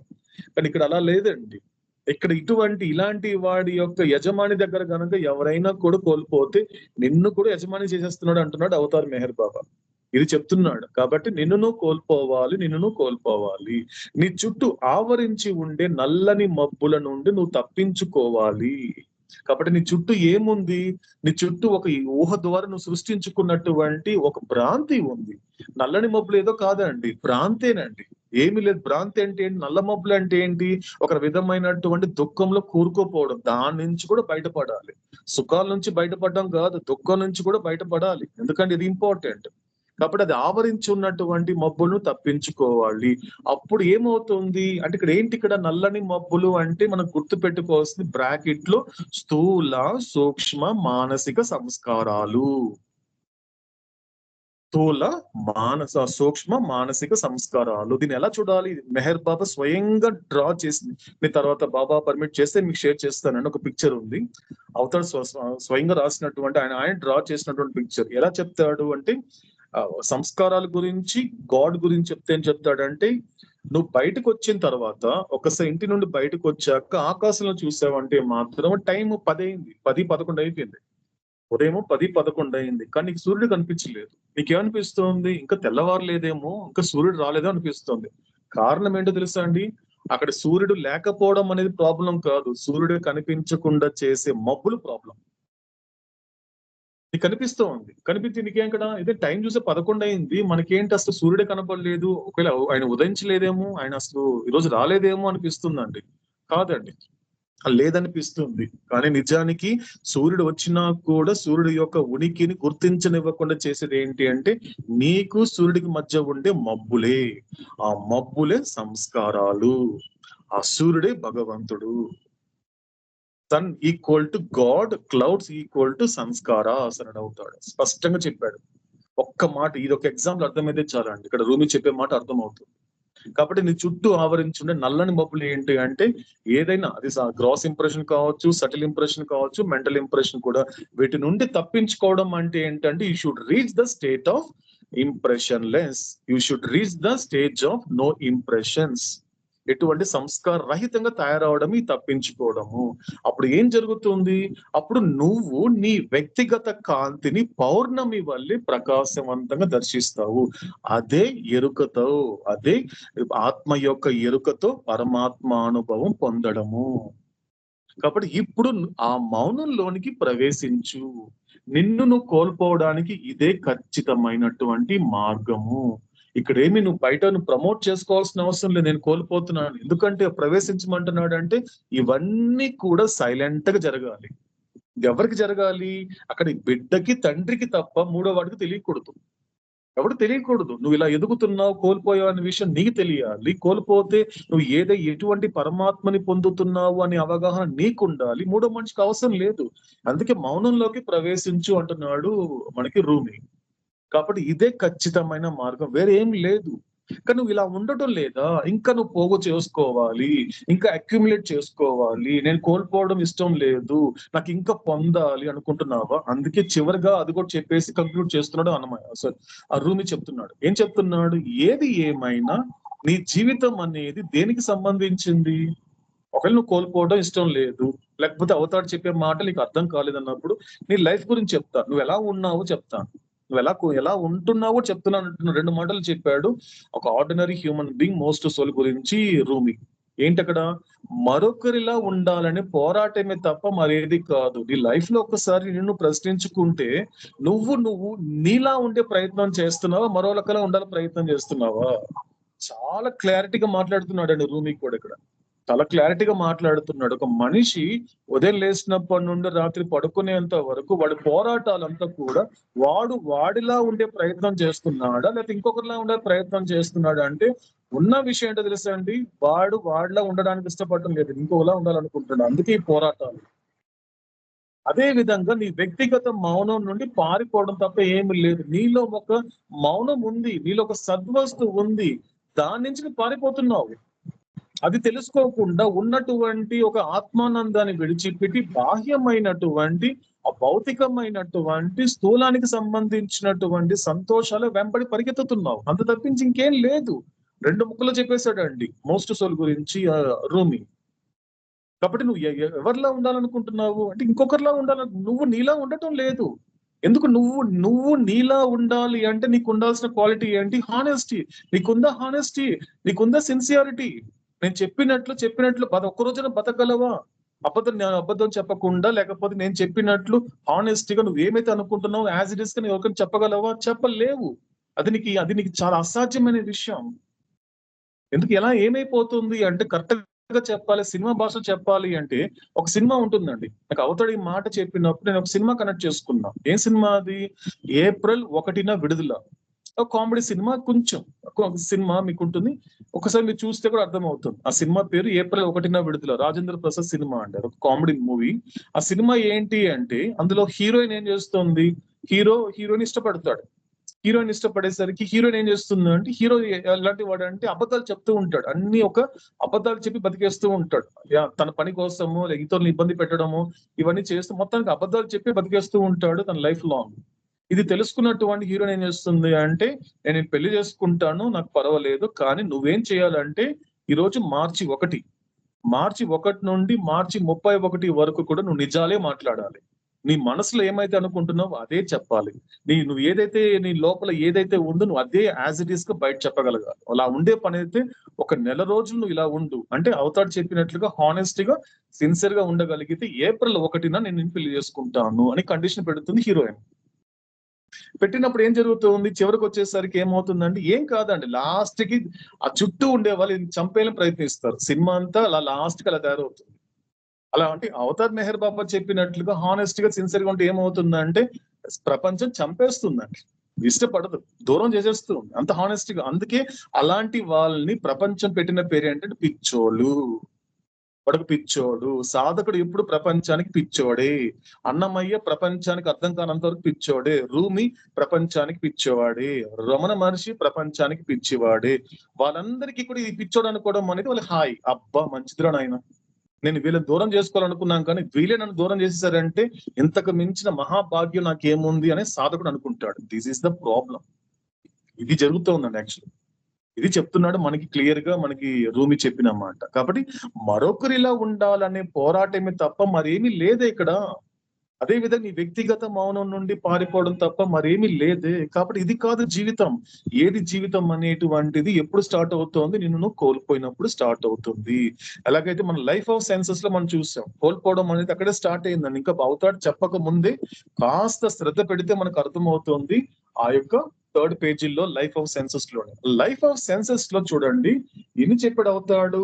Seeing, hearing, smelling, eating, sleeping, clearing bowls and urinating అనే 7 విషయాలు ఫిల్టర్ అయ్యి లైఫ్ ఆఫ్ స్పిరిట్ కి వచ్చేసరికి 3 మిగిలింది కదండి. అంటే ఏమైపోయింది? మిగతా వాటిని కోల్పోయాడు కదా అతను. స్టార్ట్ అయింది కదండి ఇక్కడే. అవుతాడు ఇంకా 4th పేజీలో చెప్పడానికన్నా ముందే ఆ లైఫ్ ఆఫ్ సెన్సెస్ ఉండేటువంటి వ్యక్తి లైఫ్ ఆఫ్ స్పిరిట్ కి ఎలా వచ్చాడు? మిగతా ఫిల్టర్ అయిందా లేదా అండి? మిగతా విషయాలు కోల్పోయాడా లేదా? అతడు తినాలనేటువంటి విషయాన్ని కోల్పోయాడు, తాగాలనే విషయాన్ని కోల్పోయాడు, నిద్రించాలనే విషయాన్ని కోల్పోయాడు. అవన్నీ దేనికి సంబంధించింది? It is sake of gross body. కానీ అతనికి ఆ గ్రాస్ బాడీ కాన్షియస్ లేనప్పుడు నేను నిద్రపోతే ఏంటి, తినకపోతే ఏంటి, లేకపోతే తాగపోతే ఏంటి, నా శరీరం ఏమవుద్దు అనేటువంటి కాన్షియస్ లో ఉంటాడు ఆ సంసోల్. కాబట్టి మొత్తానికి ఇక్కడ అవుతాడు చెప్పిన దానికి ప్లస్ మనకి మౌలానా జలాలుద్దీన్ రూమి చెప్పినటువంటి మాటకి ఏంటి క్లారిటీ ఏంటి అంటే మొత్తానికి కోల్పోవడమే నిజానికి అదే లాభము. నిజానికి నేను ఎందుకు వచ్చాను అంటే నాది కాని విషయాలు నేను కోల్పోవాలి. ఈ లైన్ కాస్త అండర్లైన్ చేసుకుందామండి. ఈ లైన్ కాస్త అండర్లైన్ చేసుకుందాం. ఎందుకంటే నీదే అయినటువంటిది కూడా నువ్వు నిజానికి ఎప్పుడు కోల్పోవడం అనేది జరగదు. నిజానికి ఏ మనిషికి నష్టం అనేది జరగదు. ఏది కూడా దూరం అవడం అనేది జరగదు. వీడు అనుకుంటాడు వాళ్ళంతా దగ్గర ఉన్నారన్న విషయం. ఎందుకంటే గతంలో మెహ్రోప్ ఆశ్రమంలో మనకు ఒక స్పష్టమైన క్లారిటీ ఇచ్చాడు అవుతాడు. ఒక అమెరికన్ తన భార్య చనిపోయింది అనే విషయం చనిపోయిన తర్వాత డిప్రెస్ అయ్యి, సో చాలా వరకు కూడా అంటే ఒక టైంలో మెహర్ బాబా అమెరికాలో ఉన్నప్పుడు అతడు కలిసే టైంకి అనుకున్నాడు అతను, నేను ఒకసారి మెహర్ బాబాని కలిసి రేపు నేను సూసైడ్ చేసుకుంటాను, నా భార్య లేకుండా నేను ఉండలేకపోతున్నాను అని డిసైడ్ అయ్యి బాబా దగ్గరికి వస్తాడు. వచ్చిన తర్వాత ఏం చేస్తాడు అంటే కూర్చుంటాడు. కూర్చొని అంత ఇంకా బాబా అంటే ఇండియాకి రావడానికి ఫ్లైట్ రెడీ అయిపోతున్నాడు. సో ఈ రోజు అంతా లగేజ్ సర్దుతున్నాడు. సర్దేసరికి ఏమైపోయింది, క్లియర్ గా అక్కడికి వచ్చేసరికి అతను వచ్చి కూర్చున్నాడు. కూర్చునేసరికి ఈ రోజుకి కంగారు, ఇదేంటి ఇతను ఇప్పుడు వచ్చాడు ఏంటి, బాబా ఇప్పుడైనా అన్ని ఏమైనా ఎక్స్ప్లెయిన్ చేస్తారా, అటుపక్క చూస్తే మనకు ఫ్లైట్ టైం అవుతుంది. ఆ టెన్షన్ లో ఏరుచున్నాడు. ఎంతసేపు టైం పడుతుందంటే వెంటనే ఈ రోజు పరిగెత్తుకుంటూ వచ్చే ప్రయత్నం చేస్తే బాబా దూరం నుండి నువ్వు నా దగ్గర రావాల్సిన అవసరం లేదు, నాకేమి మాకు ట్రాన్స్లేషన్ నువ్వేం అవసరం లేదని చెప్పినప్పుడు అతనికి అర్థం అవుతుంది నేను చెప్పేది అన్నప్పుడు అప్పుడు జస్ట్ ఒక మినిట్ అండి అవుతాడు చెప్పిన ఒకే మాట ఏంటి అంటే అతని దగ్గరికి వచ్చి నీ బాధ ఏంటి, ఎందుకు అంత డిప్రెస్ అయిపోయావంటే మాత్రం నీ భార్య చనిపోయింది అనేసి నీ భార్య దూరం అయింది అనుకుంటున్నావు కదా, కానీ నేను ఒకటే అడుగుతున్నాను ఒకే ఒక మాట అడుగుతాను, కాస్త జాగ్రత్తగా వినన్నాడు. ఏంటి ఆ మాట అన్నప్పుడు వచ్చేసి ఆ మాట మీకు గుర్తుందండి? ఎవరికైనా గుర్తుందా ఆ మాట? మనం ప్రీవియస్ మెహరాబాద్ చేస్తాం, మళ్ళీ రిపీట్ చేసుకుంటున్నాం అంతే, ఒక రివిజన్ అంతే. వీళ్ళు ఎవరికైనా గుర్తుందండి ఆ మాట? ఏం చెప్పాడు అవుతాడు అమెరికన్కి?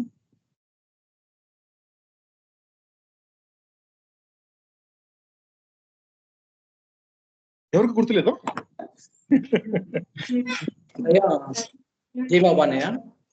ఆంజనేయుడు అదే క్లాక్ రూమ్ ఇన్సిడెంట్ అని. కాదు ఆంజనేయుడు అంటే భార్య చనిపోయి ఉంటది కదా ఒక అమెరికన్ కి చనిపోయిన తర్వాత కూడా భార్య గురించి చెప్తాడు అవుతాడు ఆ భర్తతో. ఇంకొకరు ఓకే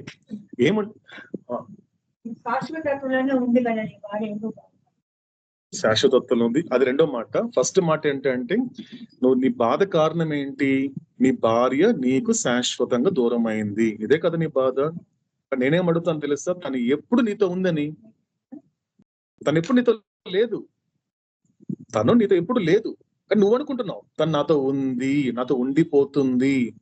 ఇది పవర్ ఆఫ్ ఇల్యూషన్. నీతో ఎవ్వరు, ఒక మనిషి మరో వ్యక్తితో కలిసి ఉండడం అనేది జరగదు. ఉన్నాడని ఆ సంస్కారాలు క్రియేట్ చేస్తుంది, ఇమాజినేషన్ లో ఉంచేస్తుంది. ఇక్కడ ఎవరితో ఉండటం లేదు. అందరూ ఉండేది ఒక పరమాత్ముడితోనే, ఒక శాశ్వతత్వంలోనే శాశ్వతుడితోనే ఉంటున్నారు.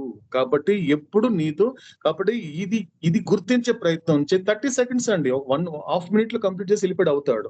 1/2 minute అండి. ఇదే చెప్పాడు. ఎప్పుడు నీతో ఉందనేసి నీకు దూరమైందని బాధపడడానికి ఎవరితో లేరు. నీకు ఎన్నిసార్లు చెప్పాను ఈ శాశ్వతత్వం గురించి, చెప్పానా లేదా? ఆమె ఎప్పుడు నాతోనే ఉంది, నాలోనే ఉంది. నేను శాశ్వతత్వాన్ని. ప్రతి ఒక్కరు, ప్రతి ఆత్మ శాశ్వతత్వంలోనే పరమాత్మతోనే ఉన్నారు, పరమాత్మలోనే ఉన్నారు తప్ప ఆత్మ మరో ఆత్మ దగ్గర ఉండదు. ఆత్మలన్నీ పరమాత్మలోనే ఉన్నాయనే విషయం మొట్టమొదటి లైన్ లో చెప్పేసాడు అవుతాడు. అంత గొప్ప మాట చెప్పేశాడండి. అది అర్థమైతే చాలండి. కాబట్టి ఇక్కడ ఎవరితో లేరు. కాబట్టి ఎవరితో లేరనే విషయాన్ని సాధకుడు గుర్తు పెట్టుకుంటాడు, గుర్తిస్తాడు. కాబట్టి ఎవరు ఎంత దూరమైనా, శాశ్వతంగా దూరమైన సాధకుడికి ఎటువంటి ఇబ్బంది ఉండదు, ఎటువంటి బాధ ఉండదు. ఎందుకంటే ఆవిడెప్పుడు నాతో లేదే, ఆవిడ పరమాత్మలోనే ఉంది, నేను పరమాత్మలోనే ఉన్నాను. కాబట్టి మేమిద్దరం అంత కలిసి కూడా మేము పరమాత్మలోనే ఉన్నాం, శాశ్వతత్వంలోనే ఉన్నాం. కాబట్టి నీ భార్య ఇప్పటికీ కూడా శాశ్వతత్వంలోనే ఉంది, గతంలో కూడా శాశ్వతత్వంలోనే ఉంది, భవిష్యత్తులో కూడా శాశ్వతత్వంలోనే ఉంటుంది. అప్పుడు అందరూ పరమాత్మలోనే ఉన్నారు తప్ప ఆత్మ మరో ఆత్మలో లేరు. అంటే 30 సెకండ్స్ అండి, అయిపోయిందండి. బాబా టీచింగ్ అయిపోయింది, బాబా యొక్క అవేకనింగ్ ప్రాసెస్ అయిపోయింది, వెళ్ళిపోయాడు. సో అతని తర్వాత డ్రామాటిక్ చేంజ్ వచ్చింది, అతనిలో చాలా వరకు మారాడు, అన్ని విషయాలు తెలుసుకున్నాడు, మళ్ళీ బాబా దగ్గరకు వచ్చాడు, తర్వాత విషయం జరిగింది. బట్ అతను సమ్ మిస్టర్ ఎక్స్ అండి, పేరు లేదు కానీ ఒక ఎక్స్ అనే పేరు మనకి ఎక్కడో చోట నేను చదవడం జరిగింది. కాబట్టి ఇది జరుగుతోంది. కాబట్టి ఇది ఇక్కడ ఏం జరుగుతోంది. కాబట్టి విషయం ఏంటి అంటే, ఇలాంటి విషయాల పట్ల నీకు అవగాహన రావాలి అంటే ఫస్ట్ ఏం చెయ్యాలి, నీది కాని దానిని కూడా నువ్వు కోల్పోవాలి. నీది అనుకుంటున్న దాన్ని, ఇలాంటి అవగాహన తెచ్చుకుంటే తప్ప నీకు ఒక కాన్షియస్నెస్ అనేది రాదు. కాబట్టి ఏం చెయ్యాలి, మనకు రూమి చెప్పినటువంటి ఈరోజు చెప్పినట్టు మాటలు ఏంటి అంటే, రూమి చెప్పిన మాట ఏంటి అంటే, ఒకటి ఎక్కడ కోల్పోవాలి అంటే ఈ ప్రేమలో కోల్పోవాలి. ఎవరి సమక్షంలో కోల్పోవాలి? ఈ మహారాజు, మహిమాన్వితమైనటువంటి ఈ గ్లోరియస్ కింగ్, ఈయన మనతో మాట్లాడేవాడు, ఆయన సమక్షంలో కోల్పోతే ఏం చేస్తాడు? తనలాగి నన్ను కూడా మలుస్తాడు అనే మాట మనకి అవుతాడు చెప్పినటువంటి మాట క్లియర్ గా చెప్పడం జరిగింది. కాబట్టి మిగతా విషయాన్ని కూడా ఈ రోజంతా మనకి ఒక రిపిటేషన్, ఒక రివిజన్ చేసుకున్నాం. కాబట్టి నెక్స్ట్ మెహరోపాసనంలో మిగతా విషయాలు మనకి అవుతాడు కంటిన్యూ చేస్తాడు. ఆటాటి మాటల్ని కూడా శ్రద్ధతో ఆలకించే ప్రయత్నం చేద్దాం. ఎటర్నల్ బిలవెడ్ అవతార్ మెహర్ బాబా కి జై.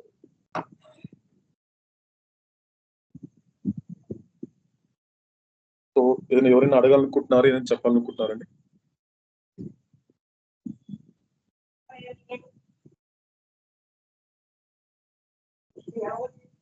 రైట్ అండి. అయితే నెక్స్ట్ సాంగ్ మనకి రజనీ గారు ప్రజెంట్ చేస్తారు.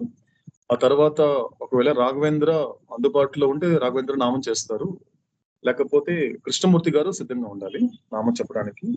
ఆ తర్వాత నర్మద గారు ఇచ్చి అమెరికన్ ఆరతి ఉంటుంది. తర్వాత 2 నిమిషాల పాటు నిశ్శబ్దం.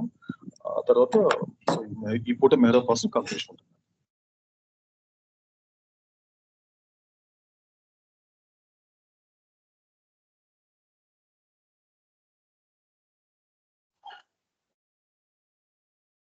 అందరికి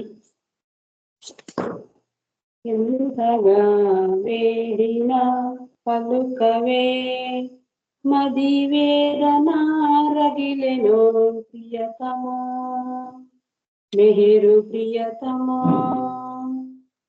ఎంతగా వేడినా పలుకవే, మది వేదన రగిలెనో ప్రియతమా, మెహరు ప్రియతమా. తరచు నీతు పాద సేవ చేయలేదనా, అరసి నీతు ప్రేమ బాట మసలలేదనా. ఏమని నీ వింతగా బదులు పలకవు, తుతుల వెతల దీచు తండ్రి కలకకూడదు.